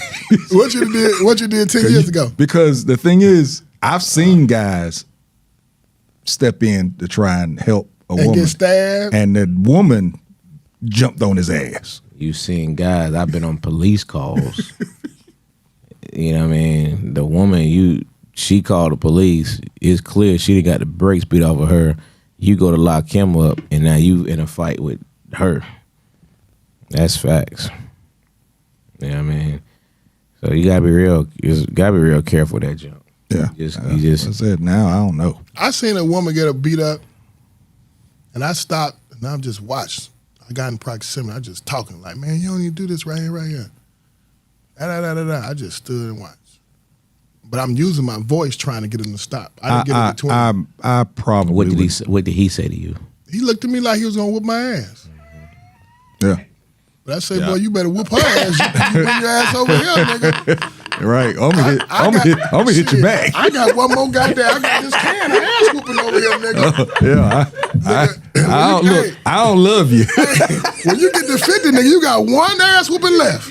Nigga, this for the motherfucker that work that got on my nerves. This for everybody. Yeah, that's. But then one time I was in college, dude, he was whooping his old lady, and we watching. I misquoted. We watching, and that dude talking like go in the room. We said, nigga, who the fuck you think you talking to? You better whoop her ass, not us. Shit. But I don't know. I don't know if I would call 911. Because it wouldn't come to my mind. I don't be thinking 911. And then sometimes that create more problems. Because she ain't going to leave them. Or, you know what I mean? Sometimes yes, sometimes no. But, if you're on a theme of protecting, you know what I mean? I'm using my voice. Yeah. But shoot, for some people, the voice is a fight. I mean, like you say, look the way he looked at you. You know what I mean? I'd have whooped that. I believe anybody that whoop a woman like that violently in public, ain't nowhere in the world you gonna fight no dude. Usually that's the case. They usually are chumps. Ain't no question. And Mike Tyson was an equal opportunity whooper, ass whooper. That nigga whooped Robin Givens. He whooped that nigga in the goddamn in the what's name store. Dapper Dan, he whooped that nigga Dapper Dan Snow. Miss Green, yeah. Yeah, that motherfucker whooping ass, nigga. Anybody can get it. Mike Tyson was an equal opportunity ass whooper. Shit, True but story. I don't know. Yeah, I think we have to mature though. I see a lot of young brothers, man, and I be talking to them, and I had them. Some men was raised by fathers and men, a collective group of men, because you can't have just a father. You gotta have a collection, because your father don't have all the answers, right? You gotta see village. you gotta see a group of men producing something in a positive way in order to grasp it, right? And then, but a lot of young boys, I see a lot of young kids, they don't understand that rites of passage, and they don't always get it from their father. Like the father tell them, people tell them, but they don't always understand and get it. And then they end up in situations, now you create a cycle that don't end. And that's what bro, you took it right. I was gonna say that's another way that we can protect our black women is by breaking the cycle. Yeah. Especially, I don't know what these younger guys are seeing right now because there's not a lot of dads in the house anyway, but they might be seeing a boyfriend beat up their mom. I mean, me, myself, I saw my mom, tell you, one thing I give my mama, boy, she could take one because my pops put it on her. That was an era too, that time. Yeah, I stepped in a couple of times and I got the scars right now to show for one. I stepped in. But you know, sometimes it is about breaking the cycle. I think with me, it was just seeing her and the way she came out of it is what helped me break the cycle. But I think that's another way that we can protect our women is breaking the cycle. Raising men. Or right, raising men or helping mentor men. Like you said, you was trying to talk to the younger guys. That's another way to try and break the cycle is actually try and talk to them to let them understand that the cycle needs to be broken.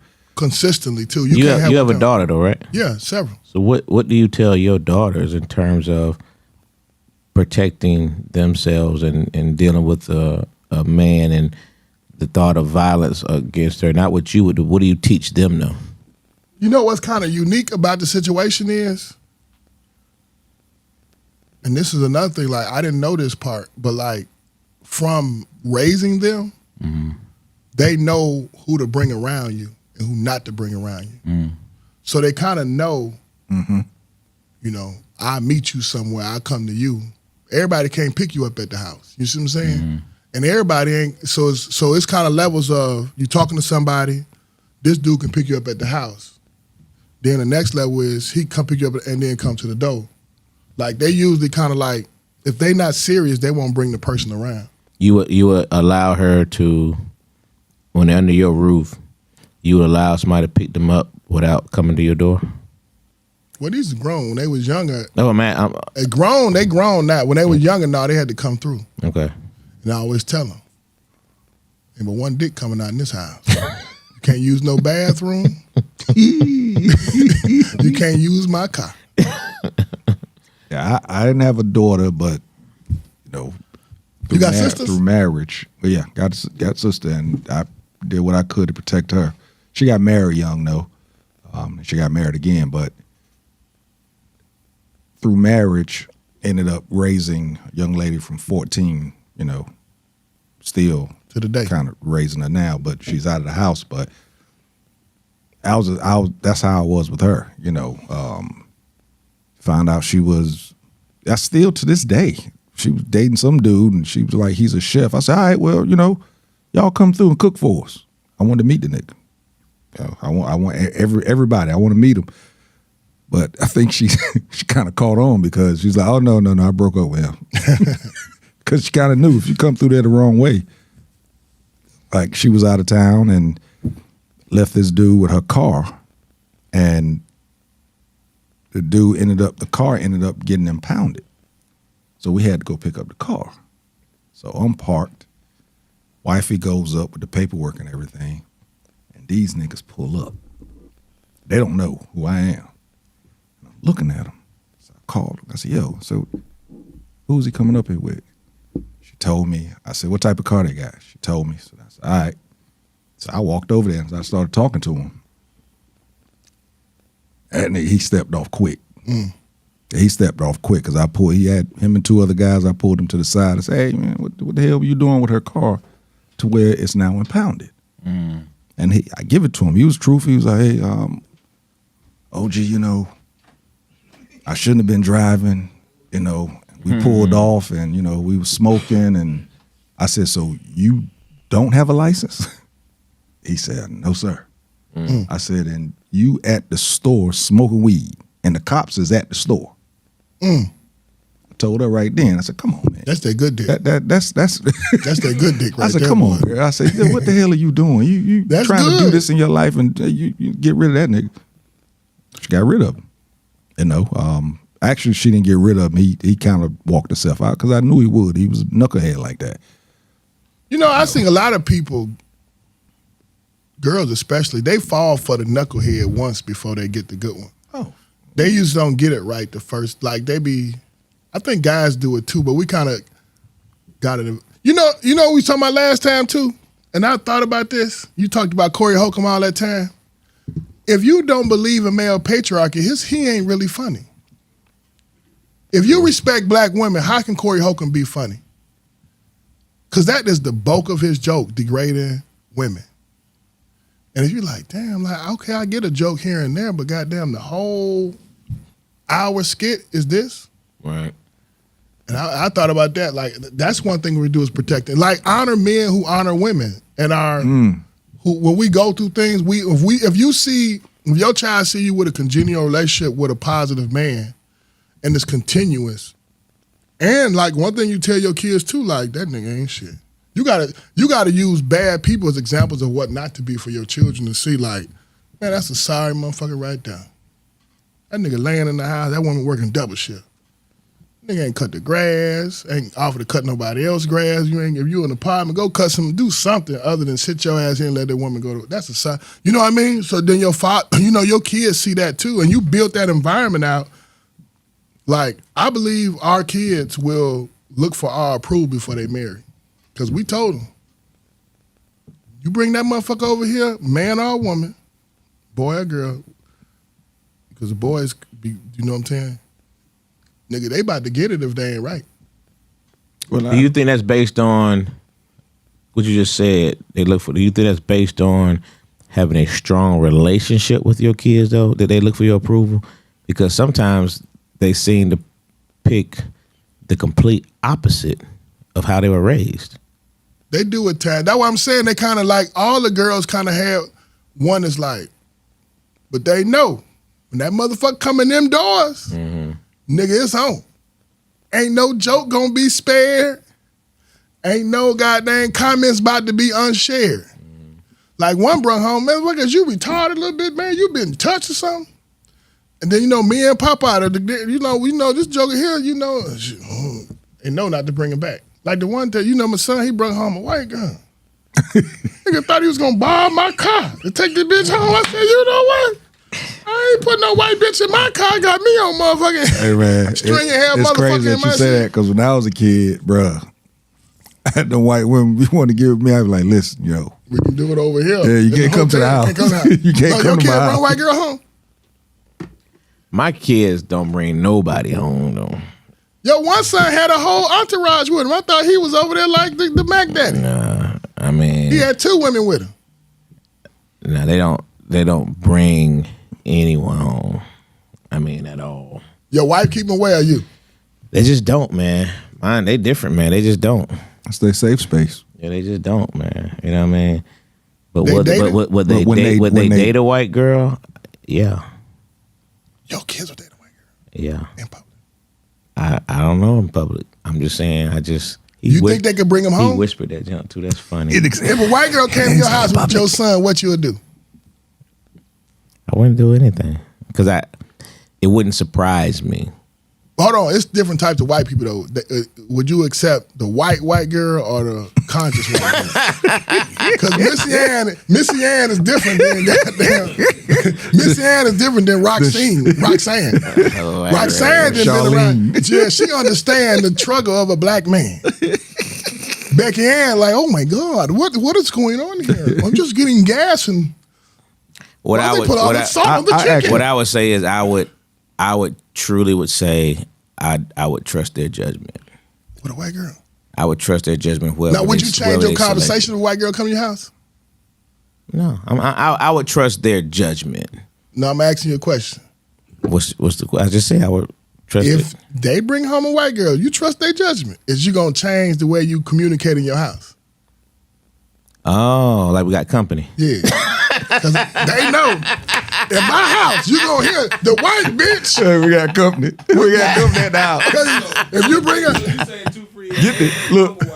Get the look. hey, she may be good. She may be good people. Get the lemonade, not the Kool-Aid. It's not about to change up the vocabulary. This cracker, man, we saying cracker, white girl, white boy. I probably wouldn't do that now. We regular. So if you bring her home, Just know, just know she gonna hear the business.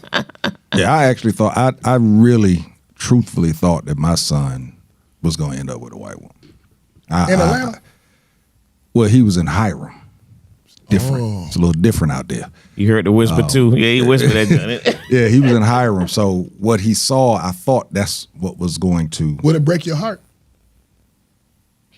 It wouldn't break it, but it would shake it a little bit. What But about he ended up. I mean, once he hasn't. it would break my He came close. He came close. I'd rather a gay child than a white girl. For real? Yeah, I can deal with homosexuality over white people. No, I can't say that. So brings a white girl home, I'd be sick. I'd rather you come home gay than white. Sheesh. Yeah.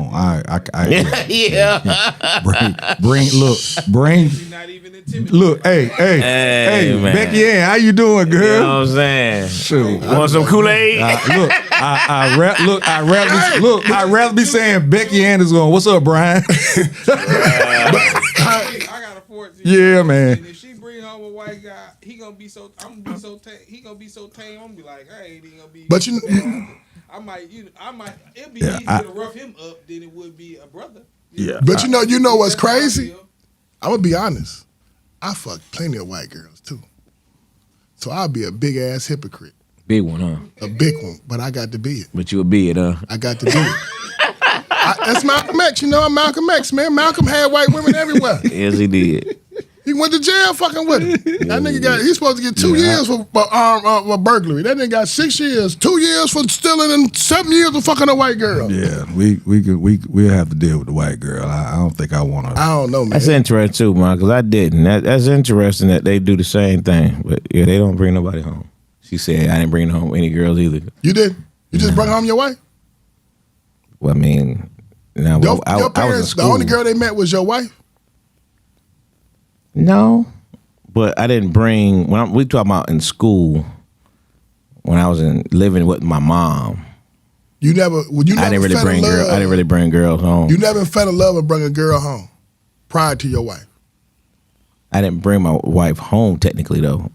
But yeah, taking her to Virginia, she definitely was. She was the first one I took around Your the wife? family. Yeah. That was a move, right? Was you? Yeah, I ain't take nobody else around the family. I tell you was pretty mature. When? When you was young. Because I was a jackrabbit. Oh no, I was. Nigga, if I got erection, I had to give you satisfaction. Yeah, boy, I'm with you on that one. Look around, let that shower hit the shower hit too hard, nigga. Come on through, baby. Yeah, sure, Come on through. Hey, and the later it get, the lesser standards get. 2 a.m. A 2 a.m. pull up ain't like that goddamn 7 o'clock pull up. That 2 a.m. pull up is what you want, lady. That's crazy that you didn't take and your kids don't either. I didn't think about that until she just said that. Wow. I didn't think about that. That's very true though. They got your mannerisms. But I didn't because how my mom was. My mom was, paranoid. You know what I mean? She was. Was you know what I mean? So I didn't want to bring. You keep asking. Because it's different if you having sex and you regularly running through and you don't bring nobody home. But if you just kind of had 1 or 2 girls here and I fell in love and then fell out of love, got a new girl, now I want to get married. I'm trying to think when I was in high school. Was you running through them? I was, but I think I only loaded answer yet. I only brought home. I think I only. Hold on. As a saying, 55 years old, I still be like, man, my mama listening to this thing right there. I know mine sleep. Look, mine sleep. So No, I'm saying low. Your college years to young adults, was you pretty much 1-2? I was wide open, bro. Foot on the gas. V8. Fiat. V8. Lamborghini. Straight Lamborghini. Freaknik, here I come. What? I was doing Freaknik before Freaknik. Especially when I was in the military. That was cool. But, I didn't have to take them home then, but I never took a woman home, say that I met in the while I was in the military. I never took her home. But the only one that I really, really took home, I ended up marrying her. I mean, to my mom's house while I was in high school. That was it. But I've had a couple pop up after I left. I was in the military and they calling me talking about, hey, I got caught at the house. Such and such is here at the house. When I first started, I got caught. Mama came home early. Neighbors didn't call. Yeah. They came home. They in the house with the guns. Mama come home. Yeah, that. And hey, the bride gonna tell my mama, who is this? Bitch, you better. I said, well, shit. So we lived on a military base, man. So, it was a lot of freedom. You know what I mean? And you knew who was here, Where to who go? was gone, who had field, who didn't. Hey, look. You know what I'm saying? Hey, a lot of Do you freedom. think your kid? I don't think my kids had sex like I did though. Oh, Or my did mama? kids definitely I not. think that. I don't think that. I think my No ifs, wife ands, or and my buts about that children. part. My son, Not even close. my son didn't. I don't think he really got. Honestly, I don't think that he probably went into the military as a virgin. I could see that. Now, there's one instance I thought that maybe he. You know how hard it is to Got be a in. virgin now for kids? Oh yeah, but again, he was in high These road. girls is so. I wish I'd have been young then. Today, Boy, these young girls are aggressive. Let me they're tell you something. extremely aggressive. And if you won't give it to them, I have one. I one child that I had out of wedlock that I wasn't married. And I had a child, but if I was a kid now, Man, even in high school, these these girls girls are was wide too open much. now, man. let's rather NIL deal, NIL deal, and this social media. Shoot, high school boy. Antonio Freeman ain't got nothing on I me. used to go to them high school basketball games. I used to wear shades in the gym because I felt like a dirty old man. I was like, these little girls walking around here. But yeah, They're aggressive though, and Yeah. the guys is like timid, like they ain't stepping up. yeah, it's a little different.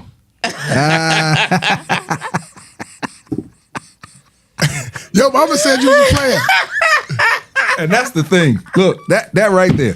See, mothers, you think you hiding shit from your You ain't mama? hiding nothing. Your mama know it all, bruh. She said you was respectful, but she knew what was going on. Yeah, I was yeah, very respectful. yeah.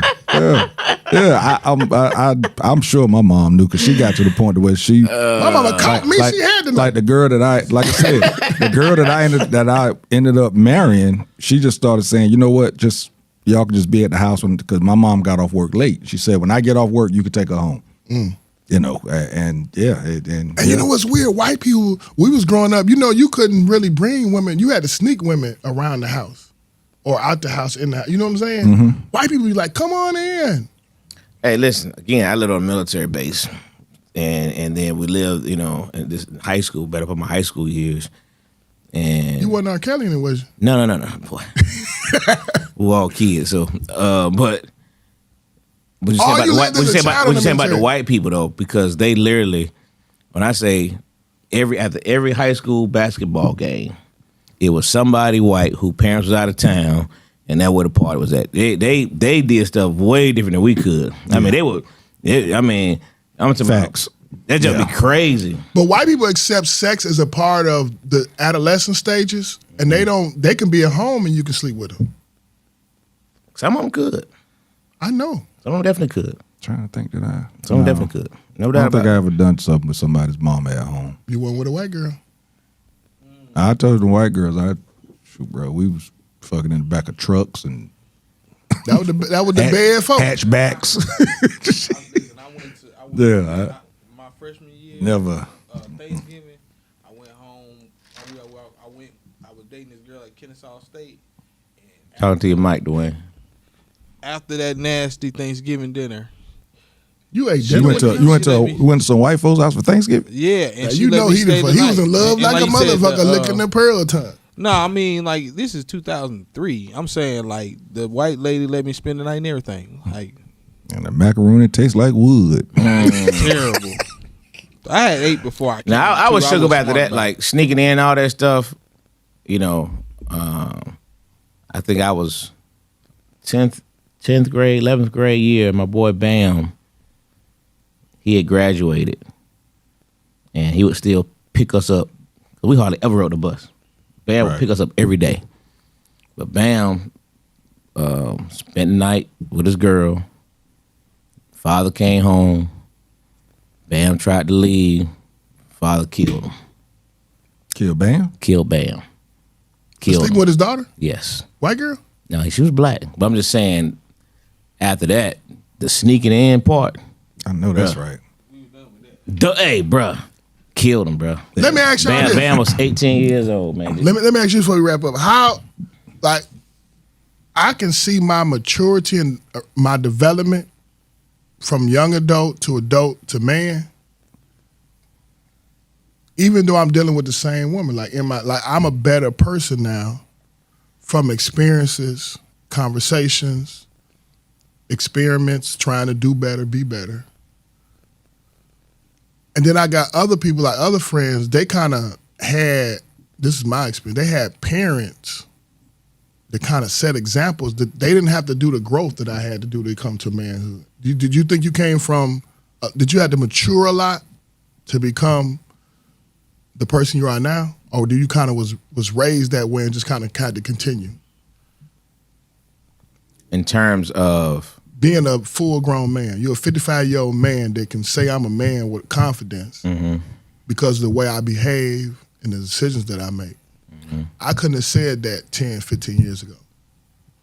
I think I could. I always kind of handle things differently. You know what I mean? My problem, especially younger, was just, fighting. I just fight all the time. You know what I mean? That's what I grew out of. But what I think my maturity started coming in,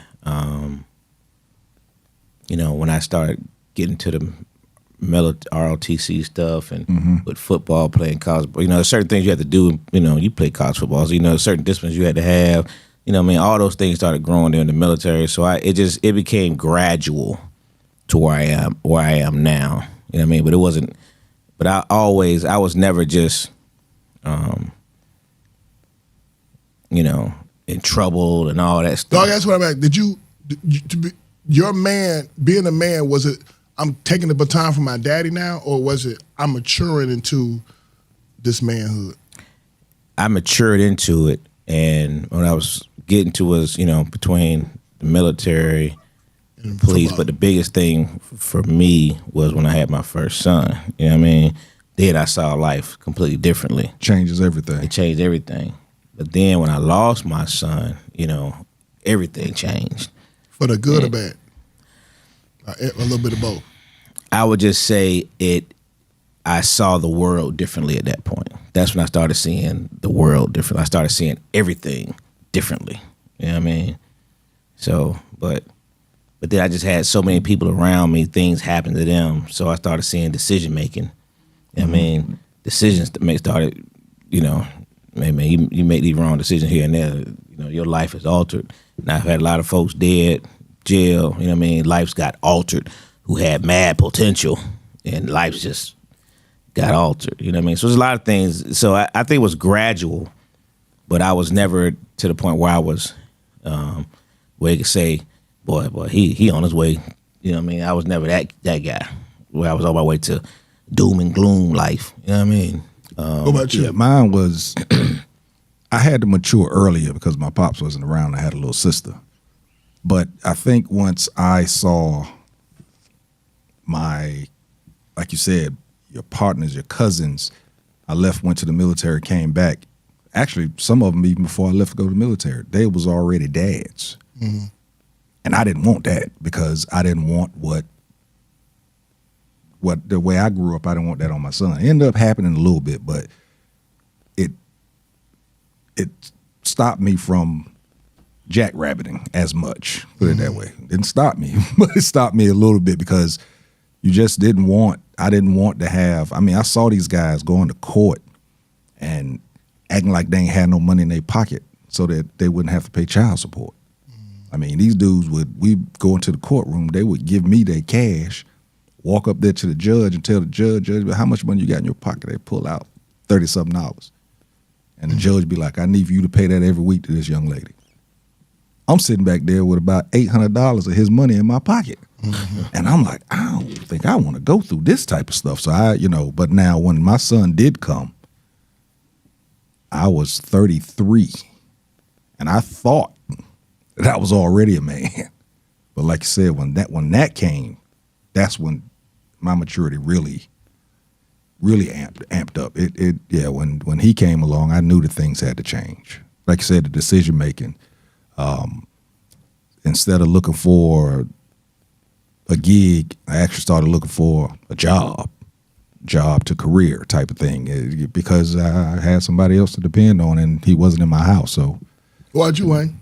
Same thing. When I had my daughter, You matured? My mentality changed immediately. Realized it. Y'all better. I was reckless for a long time. After your father? Yeah, I had my first baby at 19. I would say, I ain't having, but see, And I put the foot to the gas after that. The good Lord saved me after that.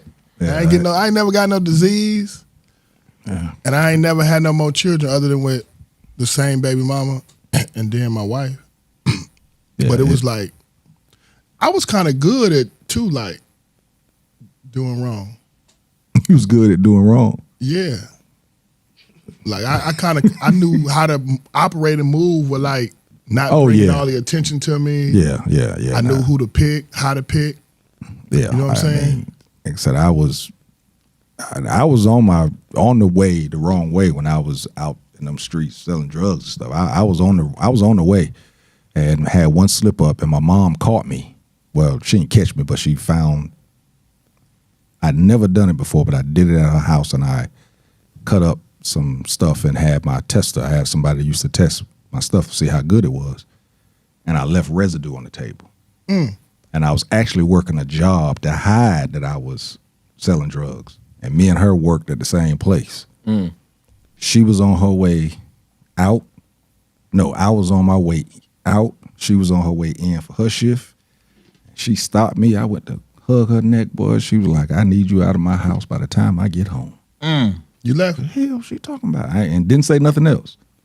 I got home, man. My tester, God rest his soul, my cousin, he came, cuz I'm sorry. I said, what you sorry about? She found the stuff.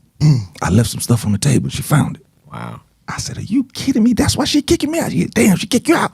You can come stay with me. And you gotta understand, he was on that crack. So he wanted me to come stay with him. I was like, shit. I did. I left and I flipped it. That was like a Tuesday. And that Sunday, I actually stood up in church and apologized to her. And 2 weeks later, I was moving to Atlanta. Really? I gave up all my dope. I ain't say I gave it up. I sold it at discount so that I could have some money to move down here. And I rolled out because I knew if I stayed there, what was going to happen. And I rolled out. But, I like you said, knew how to be in trouble. Hey, that's crazy you said that. He was good at being in trouble. I was the same way. Now that I think about it, I was good at being in trouble, but never got caught until, It was the consequences of it that caught you. It was the best thing, honestly. It was the best thing because I was getting a little bigger as far as in the neighborhood or whatever. The money was coming in, and I was coming back and forth to Atlanta and hanging out, and had to go back though to get my money, and then I just gave it all up and moved down. Yeah, I was scared of all that jump, man. Was you pretty smart young, or was you young and dumb? No, I was very smart. Like your kids smart? No, not my kids another level. I would never smart my kids. I ain't gonna lie. I was always honor roll, but my kids, sheesh. You was honor roll at Martin Luther King. Nah, man. They was honor roll at Susan B. Anthony STEM Academy. They had the 7-name school. Yeah, with them boys. Yeah, what they Susan doing? B. Anthony STEM Academy where we had the arts and zillas. I was never on that. Them joker there, man. You was raised well? We were playing daggone tonk the other day, man. Me, Robbie, and Asa, man. Asa doing calculus in the middle of a tonk game, bro, and didn't miss a freaking beat. We was sitting there looking like that. The dude sitting doing calculus with just every time I was, we sitting looking like this dude doing calculus in the middle of a talk game. What kind of BS is this, man? You know, Ace could go to an underground card game and win because he could do that and intimidate everybody. Hey, man. He's doing they over there going, damn. Yeah, man, John crazy, man. What you asked me though? Oh, you was raised well? Yeah, I was raised straight away. I was raised by my mom. You know what I mean? No nonsense. Yeah, but yeah. But I just she used to beat us ridiculously, but the older we got. Why you say it like that? You deserved them. No, man, not what we were getting, man. That's just unnecessary. Now you know your mom watching. I know, and she know I've told this before. You know you deserved every whooping she gave you. She didn't whoop you because the sun went up. Some of the whippings were unnecessary. It I said unnecessary with a capital UN. What was unnecessary about it? You didn't earn them? Not like that. I got a whooping, man, because I didn't want to eat black-eyed peas, bro. She cooked them? I didn't want to eat them. They made me throw up. Throw up and then. I couldn't leave the table without, man, that wasn't the worst of my life. Man, she beat the brakes off me because I hit by the mistake I made. The mistake I made was I hit him in the daggone aluminum foil and forgot to take him out the room and Joker spoiled. Did you get whoopings? I remember that woman this day, huh? You got the whoopings or you got that ass whooped? Oh, the other one. Yeah, you think she was like? I think a lot of women. My mom, man, because she felt like she was raising a boy, so she felt like she had to be a little tougher. I don't know what I think it's. I think historically, those whoopings are just passed down. You know what I mean? That's the way she was raised. I'm pretty sure that's the way her parents were raised. They just historically just how it happens. You know what I mean? And she just probably did how she was raised. But my mom was like, I'm raising a boy by myself. My mom, this world gonna eat you up. I think because I got beat, so liver pudding was mine. She used to talk during the whippings, and not one time during her talking during the whippings was, I'm whooping you because I want you to be a man. That joke never came out. Everything else came out. That never came out. I'm doing it because I want you to be a man now. It was never that junk. No, it was. They used to have this thing, and I don't know what it is. It's called liver pudding. I know what you're talking about. I never would eat it, and my pops beat me every time. Every time so I think my mom basically felt that once we got away from him, she kind of felt like you don't need no more. This nigga done got his ass beat a lot, and that was one of the things I tried not to. Because I got beat so much, and when we moved to North Carolina, I didn't want anything to look bad on her. That made me mature a little quicker also. So I was doing everything right because I didn't want nobody outside of our house to be able to say, damn, Rita, baby, them kids bad. Yeah. I didn't want to be a bad reflection on her. Now, I did steal some money from her one time. From your mama? Yeah. I wanted to get my bike. I need to get the chain fixed on it. And I took some money out of her purse. She lit you up. Man, you still remember, don't you? She beat me with that chain. I was trying to put the chain on the bike, hooking the links up. Boy, she came out that house. She didn't have to say nothing. I knew what it was. And I took off running. Boy, she grabbed that chain. And that was the last time my mom ever had to do anything to me. Arlene said she had to eat oatmeal. Mama didn't want to eat oatmeal. You know what's crazy? Get your mom. Get your mom. Yeah. Helen Bracey wasn't no joke, boy. And my grandma, she wasn't no joke, boy. I'm telling you. That's why I say that's how they were raised. You know what I mean? But nah, my mama could have left money on the table. I would have touched it. How did you share? Wouldn't have touched it. You know, I wouldn't. I ain't play with that woman. You know in your mind you weren't gonna do that to your children. What, the whoopings? Yeah. Yeah, oh, absolutely. Did you have to whoop them? I whooped all of them early on, but it was like never 3, 4? Probably 3, 4. Alec was the only one I had to whoop past probably 6, 7. I mean, the rest of them I was able to. That's the one. That's the one. Yeah. That's the one, boy. Yeah, that's the one right there now. That dude, man. The rest of them I could. I established a tempo early on. You know what I mean? I always say it. Those moments we got to break them. You know what I mean? And so I always had those moments where I had to straighten them. Like Asa, I don't know if I ever had to actually whoop Asa, ever. But I did have to jack him up. Like, he'd be like, Dad, this doesn't make sense now. Yes, let's hold on. Hey. The calculations of this. Hey. He got slick at the mouth one time, man. I might have jacked on the wall. I was seeing Robbie come up, she'd look, she'd walk on down and still, you know what I mean? Hey, but that was the last time I had to do the same thing with asthma. I had to just, but Alec was on the one just like, okay, this is gonna take a little bit longer for him, but no, I never just had to just whoop them. I never really did. You know what I mean? I never really did. It just I didn't have to. You know what I mean? Because I established what it was. This is only gonna be one man in this house, and I'm him.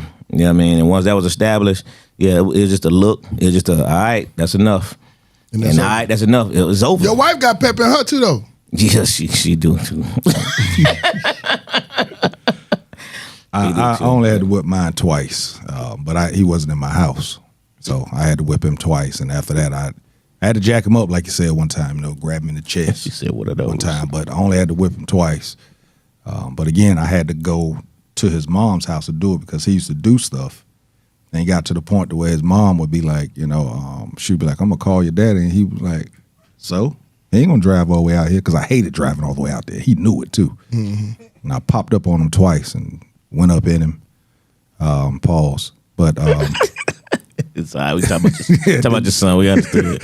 Did that twice, and after that, only as he got a little old, I think he was about 14 or 15, and he was at my house, and he lied to me. And I used to always tell him, I said, "Listen, boy, if I ask you something 2 times, I probably already know the answer." I actually asked him 3 times. He lied all of them. And I said, "All right." And I got ready to get up and walk out of his room, and he stood up. And when he stood up, I grabbed him and slammed him into the wall. I had to pay for that shit, too, because fucked my wall up. But after that, it was just a look, a word, a phone call. And I didn't have to worry about it. And by the grace of God, he is doing well. He ain't been in no trouble. He used to have a little weed problem. But yeah, so I was glad I didn't have to, because I knew it was in me because of what I saw my pops do to me. Mm-hmm. And I didn't want that to come out, and it never did. Evidently, it's not in me, so it worked out. Yeah, I could grab a belt, and even with Alec, I could grab, if I just threatened to grab the belt, it was enough.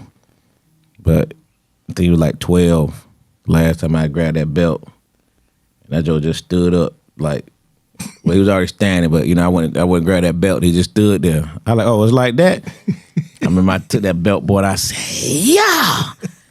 That Joe didn't even flinch. The whoopings didn't hurt no more.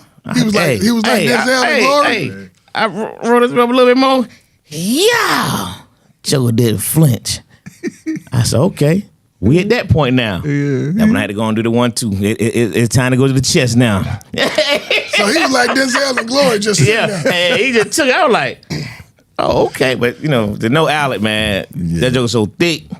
You know what I mean? Joke's legs is ridiculous. You know what I mean? So he took that jump like a champ, boy. So it was 1-2 after that. But the other ones, I had to really do that. Y'all cool now, though? That's your best friend, in a way. I don't call any of my friends. What you know what I mean? Like y'all got a great relationship. I have a great relationship with all of them, though.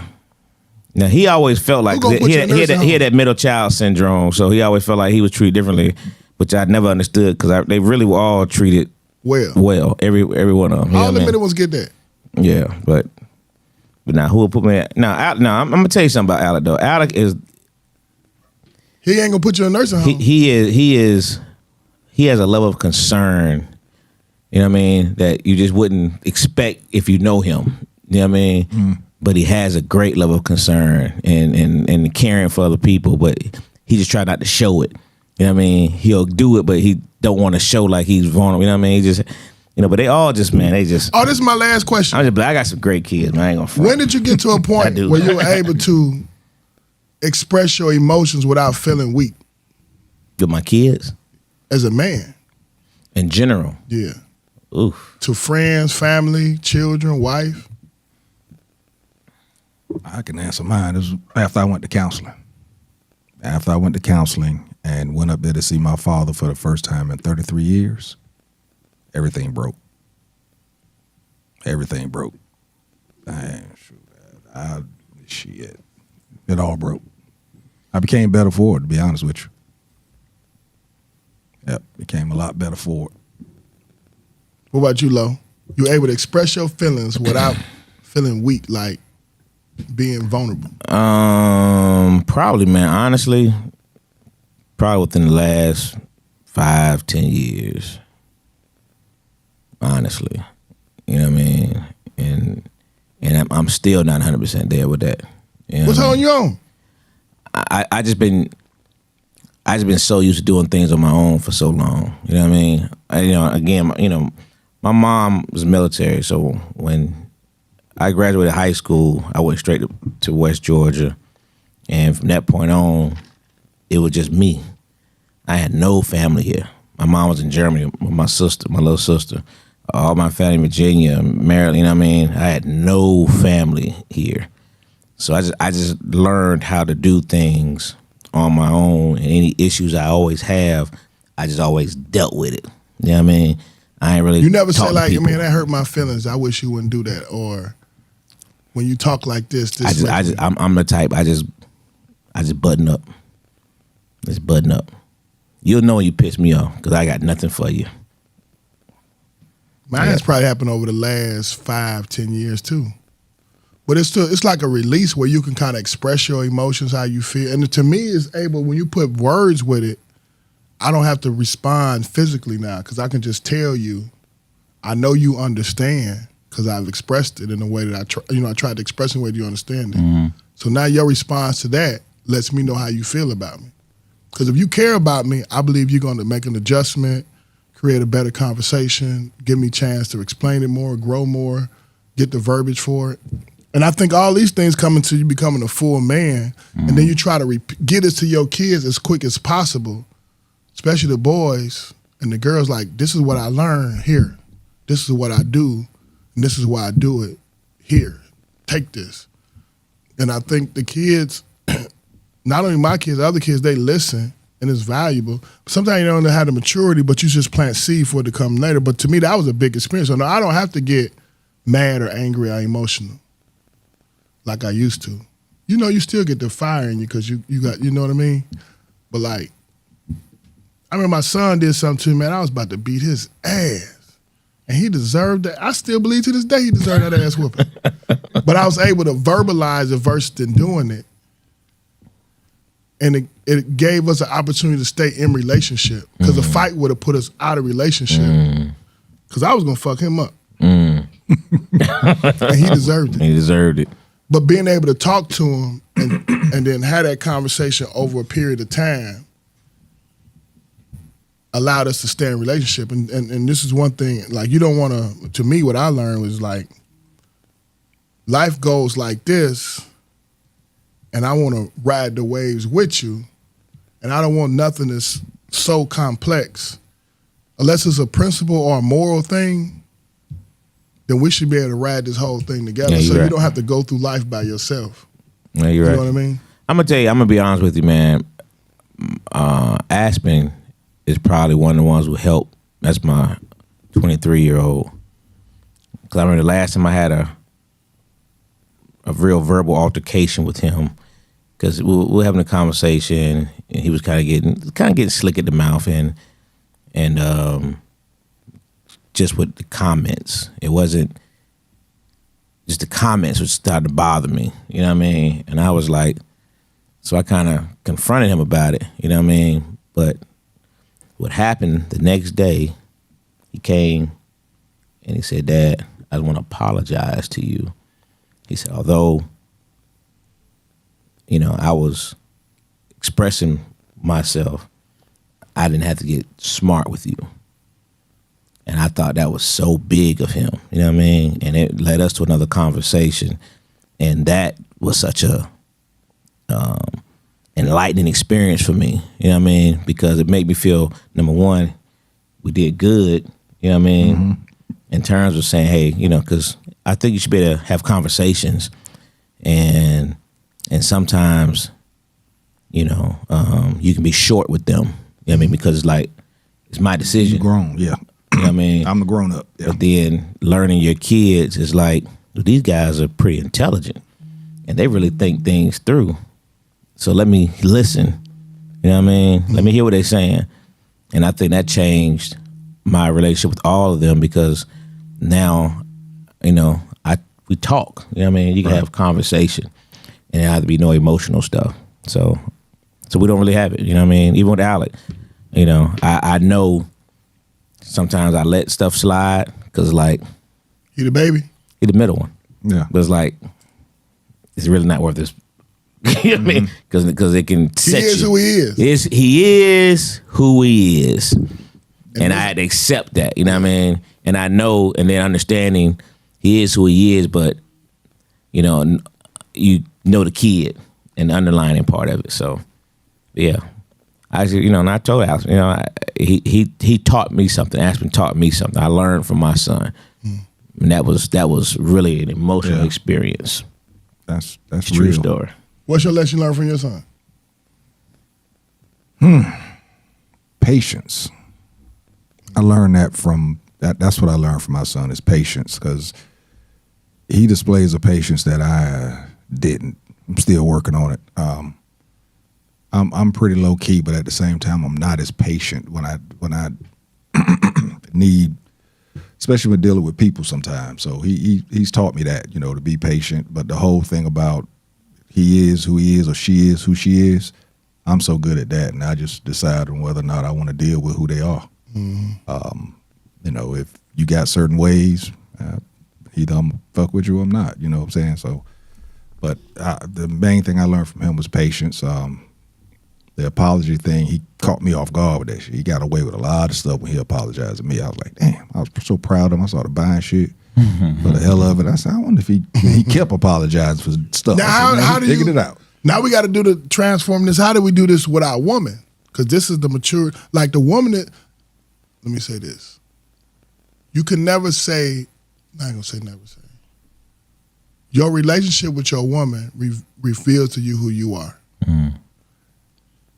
And to be a man of honor, to be a good man, a man needs a woman to shine up against him, to bump up against him, to show him who he is. And then once you see that, you have to make a decision. Damn, this is who I am. What do I do to adjust?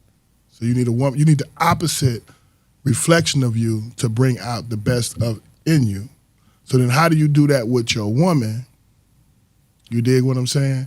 So that now y'all relationship is thriving in a way that's really in a beautiful type of way. You know what I'm saying? Where you can love abundantly and fruitfully and without reservations with your woman and her with you. So now that's kind of like, to me, the pinnacle of your manhood is once you can get the honor and respect from your woman over a long period of time. You know what I'm saying? And to be able to hold that and maintain that, that's a hell of a thing. And I think a lot of men, they get divorced, this, that, that, and they older, like you 50 years old still getting divorced, you kind of got some problems. You should be able to maintain something after a while. So if I look at Barack Obama, I can say what I want about him, but he's maintained a healthy relationship with his wife for over 20 years. I don't know how long they've been married. I know it's over, probably close to 30 now because their kids in their 20s, you know what I'm saying? That's a hell of a man. That's a hell of a man. I think with that comes with choosing, making sure that you choose the right partner. Because, if people get divorced, whether it's late, some people, they just deal with it until they can't deal with it no more. They probably should have got divorced a long time ago. When they start getting divorced late, if they've been married 20, 25 years and they decide to get divorced, they probably should have been divorced. So that's just my belief. She probably should have been divorced a long time ago with that. But one thing I can say is that none of us protected women when we was younger. we wasn't doing it then. We went all we this was a classic conversation for sure, because we went all the way around to raising kids, from protecting women to raising kids and getting whippings because of what you want to eat. We went stealing from your mom. Why the beans made you sick? You ain't like pinto beans? Black eyed peas? I hate them to this day. I can't stand the smell. The smell makes me sick. I don't like. If I smell them, I got leader. I can't smell them. I don't like. Makes me sick. I don't like to this the way. day.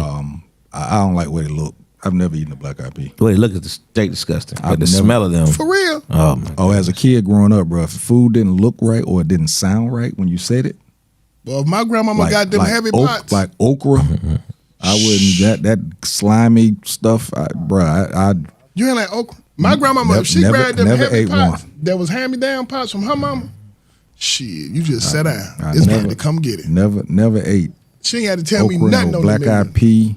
Yeah, I don't eat okra either. No green pea. No, like the whole fish. If it don't walk when you get through, you don't eat mother it. sitting there with the eye looking up at you, I will walk away. Only from thing the I plate. learned to eat later on that I hated initially was liver. And I didn't like it then because I didn't like the name of it. You know what I mean? That's what they got me. And then I saw the blood being cut. I was like, I'm not eating that. Yeah, But now I haven't eaten liver in years. But I did eventually start eating because I don't remember who made it. It was like liver. I think my mom might did. It was liver with gravy and rice. I finally ate it. said, "Damn, didn't sound right." Y'all, yeah, didn't sound It right. didn't sound right, bro. Just didn't sound right. To I me. didn't eat shrimp as a kid because it didn't sound right to me. That's not my weakness. Yeah, but now Food is my love. But then I started eating them, and now I'm allergic to them. So, For real? Oh yeah, shellfish. I ate them prawns, and had to go to the hospital and act like I was somebody else because they ain't had no insurance. probably still got that name on the wall. Look for that nigga. right now. Still looking for it. You put a top 5 in there already? I did. What is it? The Super Bowl? Top 5 Super Bowl MVPs. Your top 5 Super Bowl MVPs. Gotta do a Super Bowl topic. It's Super Bowl. Yeah, It's Super Bowl week. Man, this is a great weekend for me. I got my Tar Heels and Duke. Then I got the Super Bowl on Sunday. I'm gonna gain about 7 pounds this weekend. Easily. I can't even remember who won this MVP. Kiki said, "Whoopings. What crew? What are those?" She ain't get no whippings on. No, she ain't get no whoopings. Yeah, she was born in the Number 2000s. one fan said, "Expression emotions is not a weakness. If more people did it, they wouldn't have not have ulcers. Keeping it in is toxic."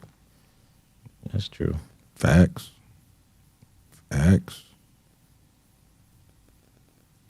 My blood pressure shot Said, from yes, holding shit in. hearing you men speak on these subjects was warm.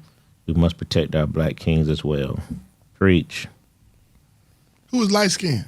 That's Kiki. That's the one came in front that worked at the. No.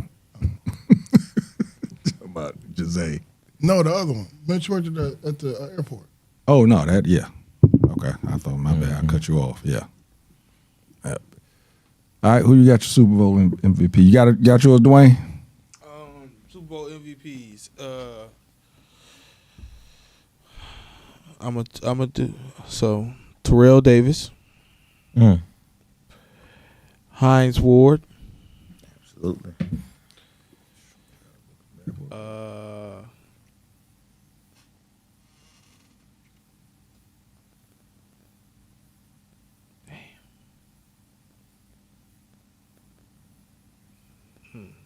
Okay.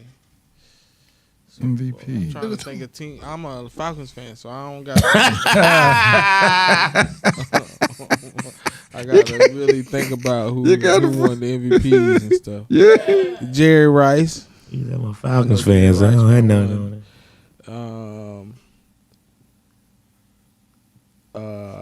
Von Miller. He won MVP? With Denver, right? Yeah. Because Peyton Manning didn't win because he didn't even throw no touchdowns. He was hurt. Yeah, he was hurt. And who won it? The man playing in the Super Bowl this weekend, Cooper Kupp. Man. I don't know. The Bears, when they won in 85, I don't know who won this MVP. McMahon. Joe. McMahon didn't win, did he? And Walter Payton did. Walter Payton didn't win it. That was did they have a defensive player? Was it the lineman, Maybe the defensive Fitzgerald. end, Richard Dent? Richard Dent. I think Richard Dent won I don't know. MVP, didn't he? I don't know. I said she was born in the 2000s. That's why she ain't had no whip. Jerry Rice. Jerry Rice. I remember the Super Bowl. I can't tell you the time. Then when Joe Montana threw that ball to, was that Dwight Clark? Dwight Clark. He won MVP that time. That was an NFC Championship game, but he did win an MVP at Super Bowl that year. He did. I said he did win. I said, but Dwight Clark was an NFC Championship game. I'm trying to remember the great games I can remember. The Pittsburgh game when they barely won with Tomlin. The receiver. That was San Antonio Holmes. The toe tap. That's toe tap. 1, 2, 3. That's 4. One more. That was disrespectful. Would not be watching no part. No, remember they came back and won at the end. It was Richard Dent. I thought so. Oh, okay. Thought it And was. then God, dog. Ooh, that looked like that hurt. Yeah, it did. What, head to head? With a coach. did Deion ever win one? Nah, the Super Bowl. No. That was Steve Young that won the Super Bowl MVP when he was San Fran. Yeah, he wasn't gonna win no Super Bowl. And then in Dallas that year had to be What's name won one year? Emmitt Smith. I think. Woodson. Didn't he win? The played in Michigan. Charles Wilson. Now he got hurt in the Super Bowl. Yeah. He didn't play the whole second half. It's clavicle. Who won when Green Bay won? Aaron Rodgers. Yeah, that was Aaron Rodgers. But that's all. I got 4. I don't know it good enough.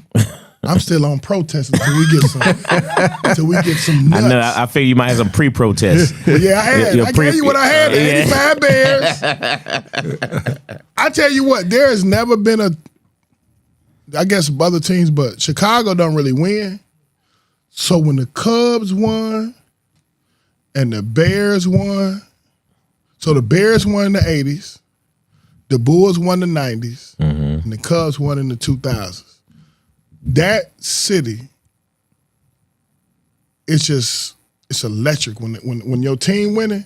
That's why I was hoping Atlanta won. Do y'all get that feeling in New York when y'all winning? Oh yeah, it goes crazy. It's like the whole season. Been a long time though. It's been a long time since we went crazy. All right, got to go with my Giants. Otis Anderson, the running back when he won it. He had a brother in the league too, didn't he? Joe. No, it's Joe Morris and Jamie Morris. And then I have to go with Eli. No, I don't. Otis Anderson. Marcus Allen.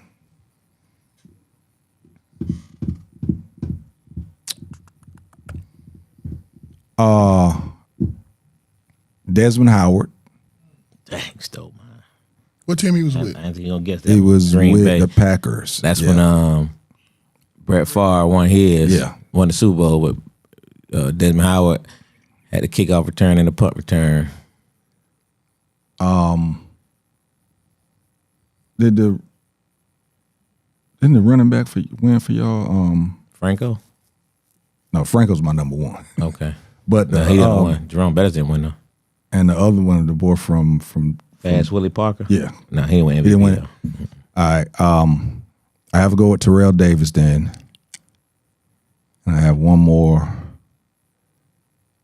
Jerry Rice. Yeah, but Franco Harris, man, that was my guy back in the day, man. I had an afro too. Sure, you couldn't tell me I wasn't Franco Harris back in the day. I couldn't stand the Cowboys, so I was a Steelers fan.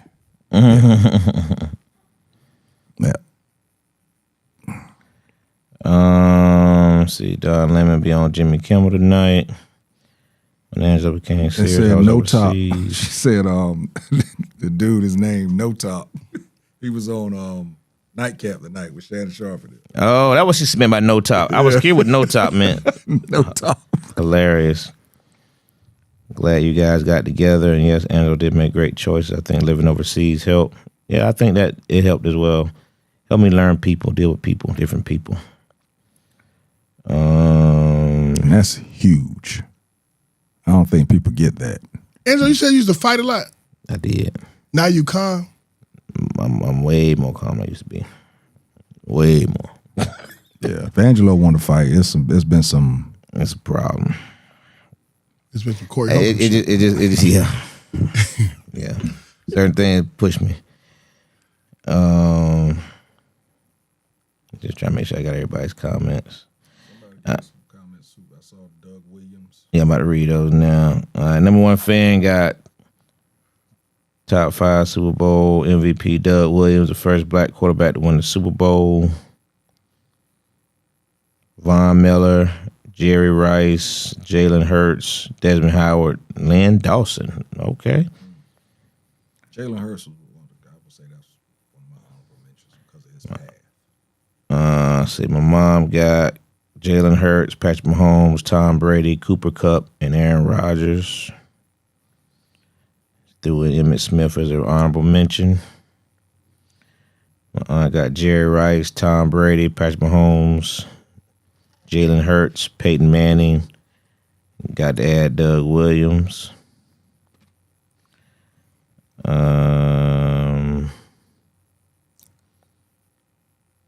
Repairman, what up, B? Got Doug Williams, Jerry Rice, Joe Montana, Jalen Hurts, and Joe Namath. You want to hear something Will not crazy? be watching no parts of the Super Bowl, no black coaches, no black quarterbacks.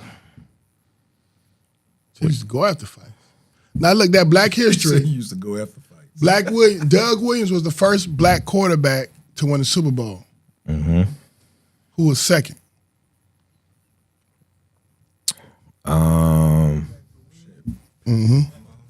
Wasn't it? Russell Wilson. Russell Wilson. Look at that gap. You know, Michael Vick was the first ever quarterback to be the first round, first pick. Yeah. Number one pick. You know who was the highest black drafted quarterback before that? Steve McNair from Alcorn State How University. about that? He was third. No, he was third, which was the highest at the time. Then the next year, what's name went second? Donovan McNair. Don McNabb. And then Mike Vick was the first pick. And they booed him too at the draft. When was Now hold what was his on. name? Jamarcus Russell. When was he the number one pick? Out of LSU, I don't know. Who was the first black quarterback to win a Super Bowl for the team that drafted him? I mean, Russell Wilson got drafted by Seattle. He played with Seattle first. Yeah, he did. Yes, he did. He transferred in college, but he went to Seattle. He only went to played, Seattle. yeah, He started in Seattle, and Seattle. then from Seattle to Denver, from Denver to Pittsburgh, and Pittsburgh to the Giants. Pittsburgh, what you talking about? He played Pittsburgh last year. He played The year Pittsburgh before last year and played with the Giants this year. Well, yeah. Chiefs and the Raiders are my first teams. That's number one fan. Joe Namath guaranteed victory. First to ever do it. True story. All right. You know, I'm a Pittsburgh guy. So Got plenty to choose from. got plenty to choose from.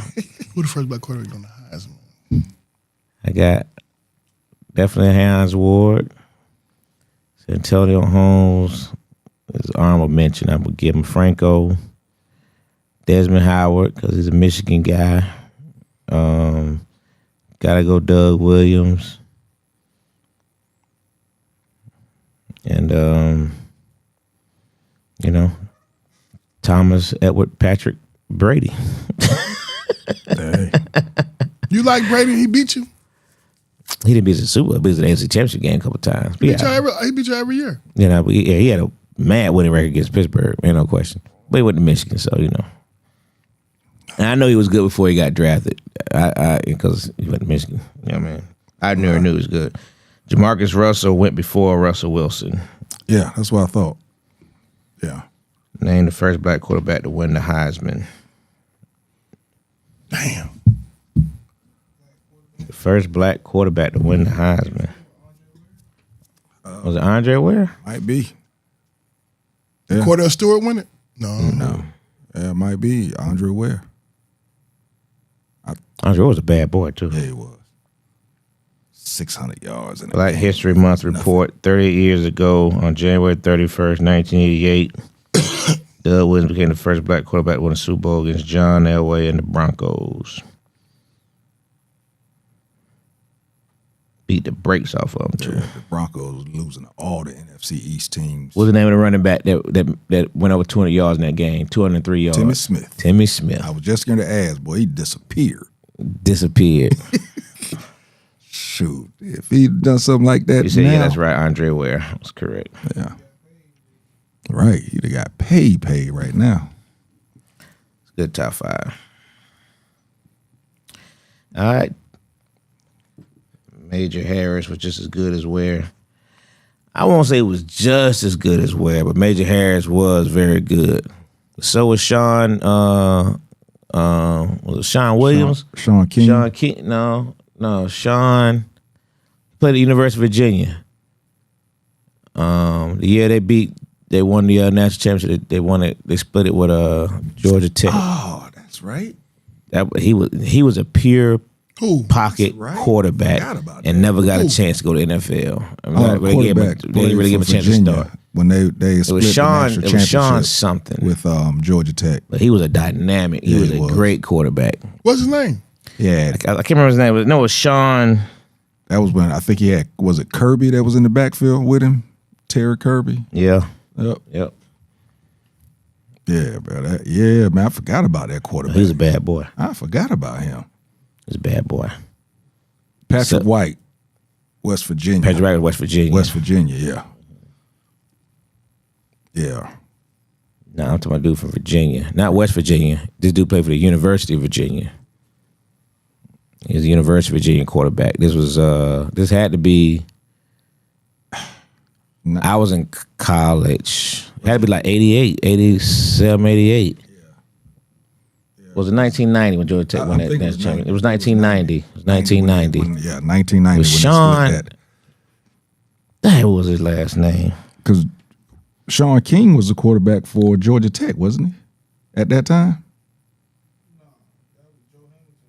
Yeah. And at 1990?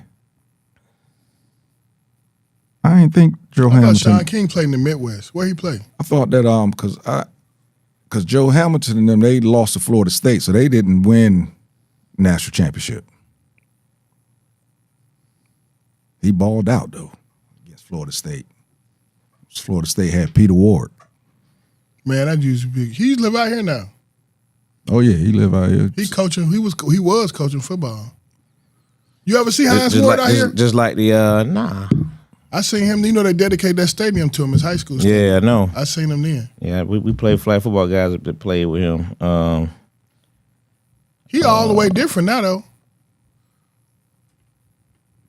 What do you Not in mean? a bad way. Oh, okay. Like he just I don't know, just real. You know, he was real eccentric when he played. Like he would talk junk. He would hit people. Can't talk junk now. Nah, he just regular. He did some kind. I think he was running marathons or something.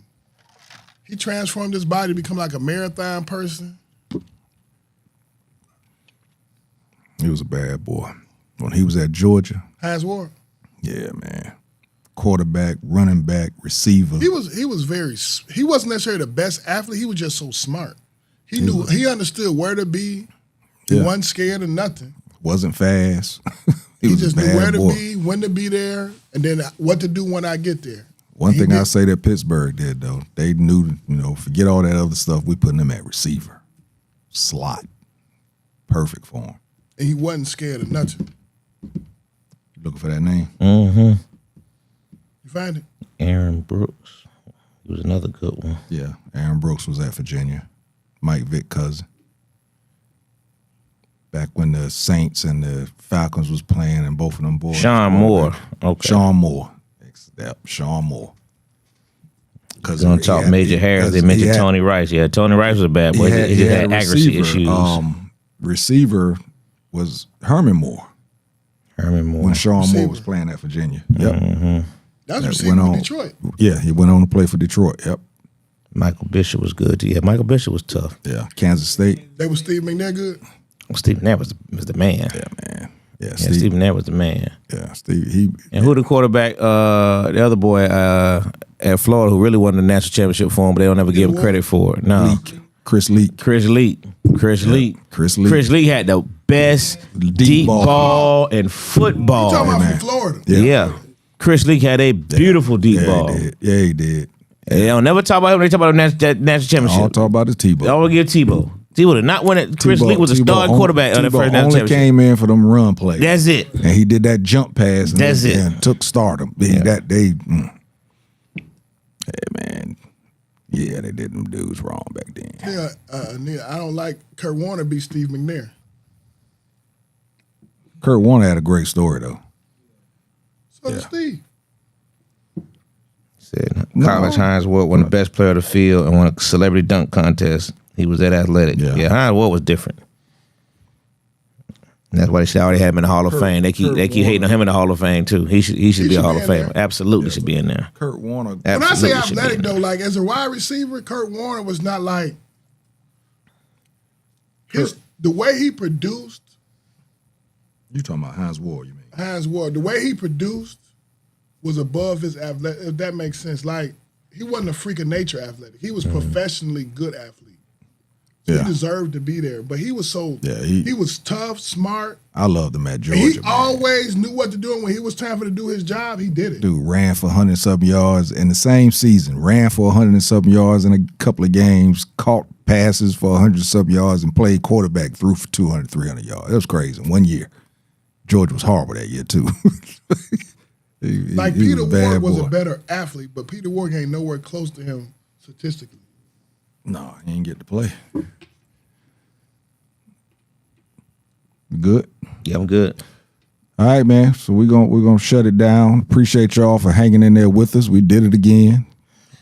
I said I was getting out here early. Here I am again. God doggone it, be sleepy. Yeah, we did good on top. We just started talking about with our rails. So, yeah. We was almost about to get out of here. It was about 10 something. I was like, all right, we getting out of here in time. Next thing I know, it was 11:01. I'm like, damn, got to get this top 5 in. I was so glad you would put that already in there. It would have been 2 quarterbacks in that Super Bowl. Sean King was playing. That's right, because he was playing for Tampa Bay. Yeah, he was playing for Tampa Bay at that time.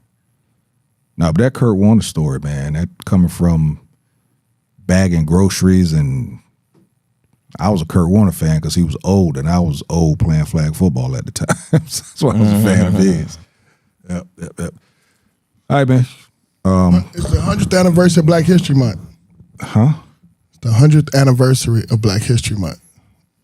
1926, Carter G. Woodson got us Negro History Week. Wow, I didn't know that. Yeah, so it's good stuff. And then lastly, Black History Month was designed for us to remember our past so that we can prepare ourselves for a future. Mic drop. I like what the NBA did yesterday with the Pioneer Classics. What that mean? Basically, they was giving homage to the first black players that came into the league. First one to actually get drafted, first one to sign a contract, and the first one to actually play in a basketball game.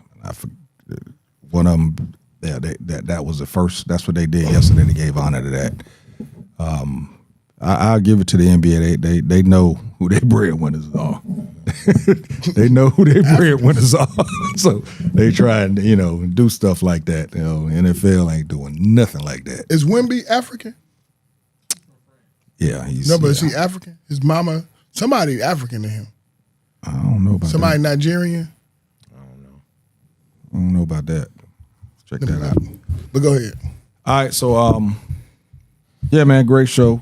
Topics, like I said, it was a classic conversation. Got classics started going all over the place. We don't go in circles. We go different dots. What y'all in Macon this week? We naturally traditions tomorrow, Thursday open mic, Friday we got shows at both locations. Doing our first Funny First Fridays at Traditions Global Cuisine at 7:30.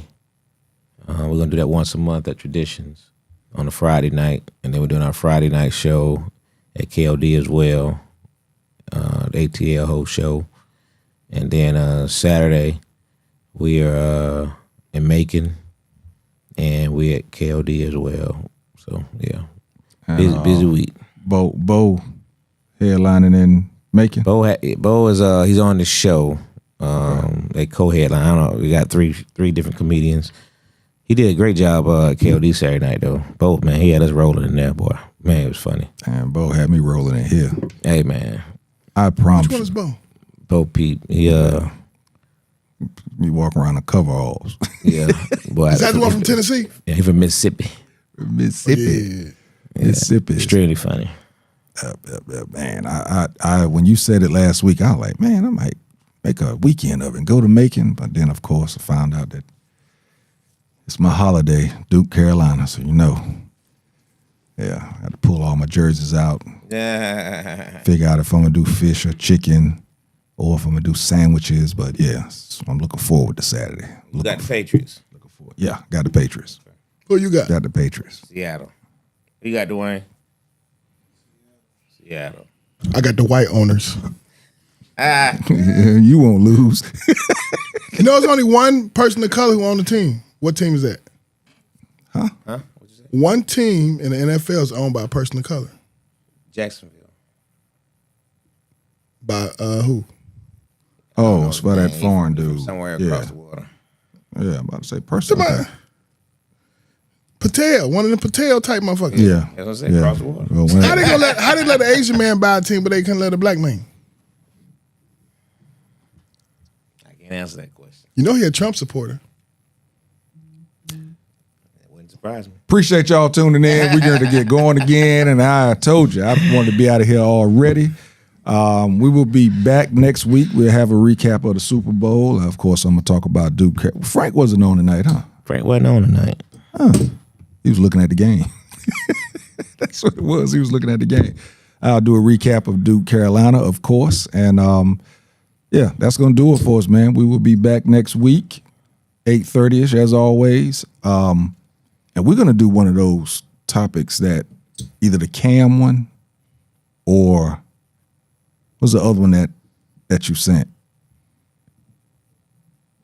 About the husband, the committed man not getting full access. We're going to do one of those next week. Can't do both of those at the same night. Because either one of those I think can take the whole night up. So that's going to do it, man. Chris Lee, read this real quick. Chris Lee was so accurate, but ran up against my brother at Alabama, but was still that dude. That's his brother Roman Harper played Alabama. Oh, yeah. No, JT would have been two black quarterbacks in that Super Bowl. Sean King versus Steve McNair. I watched that game. They called a play that was never heard of. Wimby is French. Just saw Nightcap, 40-plus earthquakes that has hit thus far.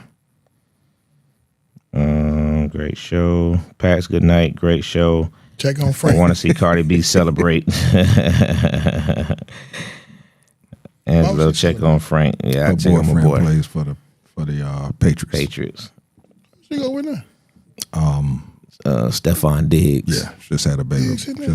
Yeah, a baby about. She had a baby with Diggs. Mm-hmm. Diggs, Diggs be digging. He got babies everywhere. And what Charlton White said, oh, she ain't never going back. He got that athlete. Yeah, Charlton White was stupid. She had a baby and he had another baby like 3 months prior. Or 2 months. 2 months prior, something like that. Yeah, she know about it. Yeah. You think she wanted it? That was crazy, wasn't it? Well, I mean, I'm sure she knew that he had a baby on the way. So yeah. You know what I'm saying? She like cool with him having other women? Yeah, because I don't know about other women, but it is Cardi B, so probably do have other women with Cardi B, to be honest with you. But when he got with her, he already had somebody pregnant. So she had the baby right before Cardi B had hers. All right, y'all. Don't say nothing else. All right, that's all. Classic Conversation with JTLO, and we out, you dig? That's the last thing.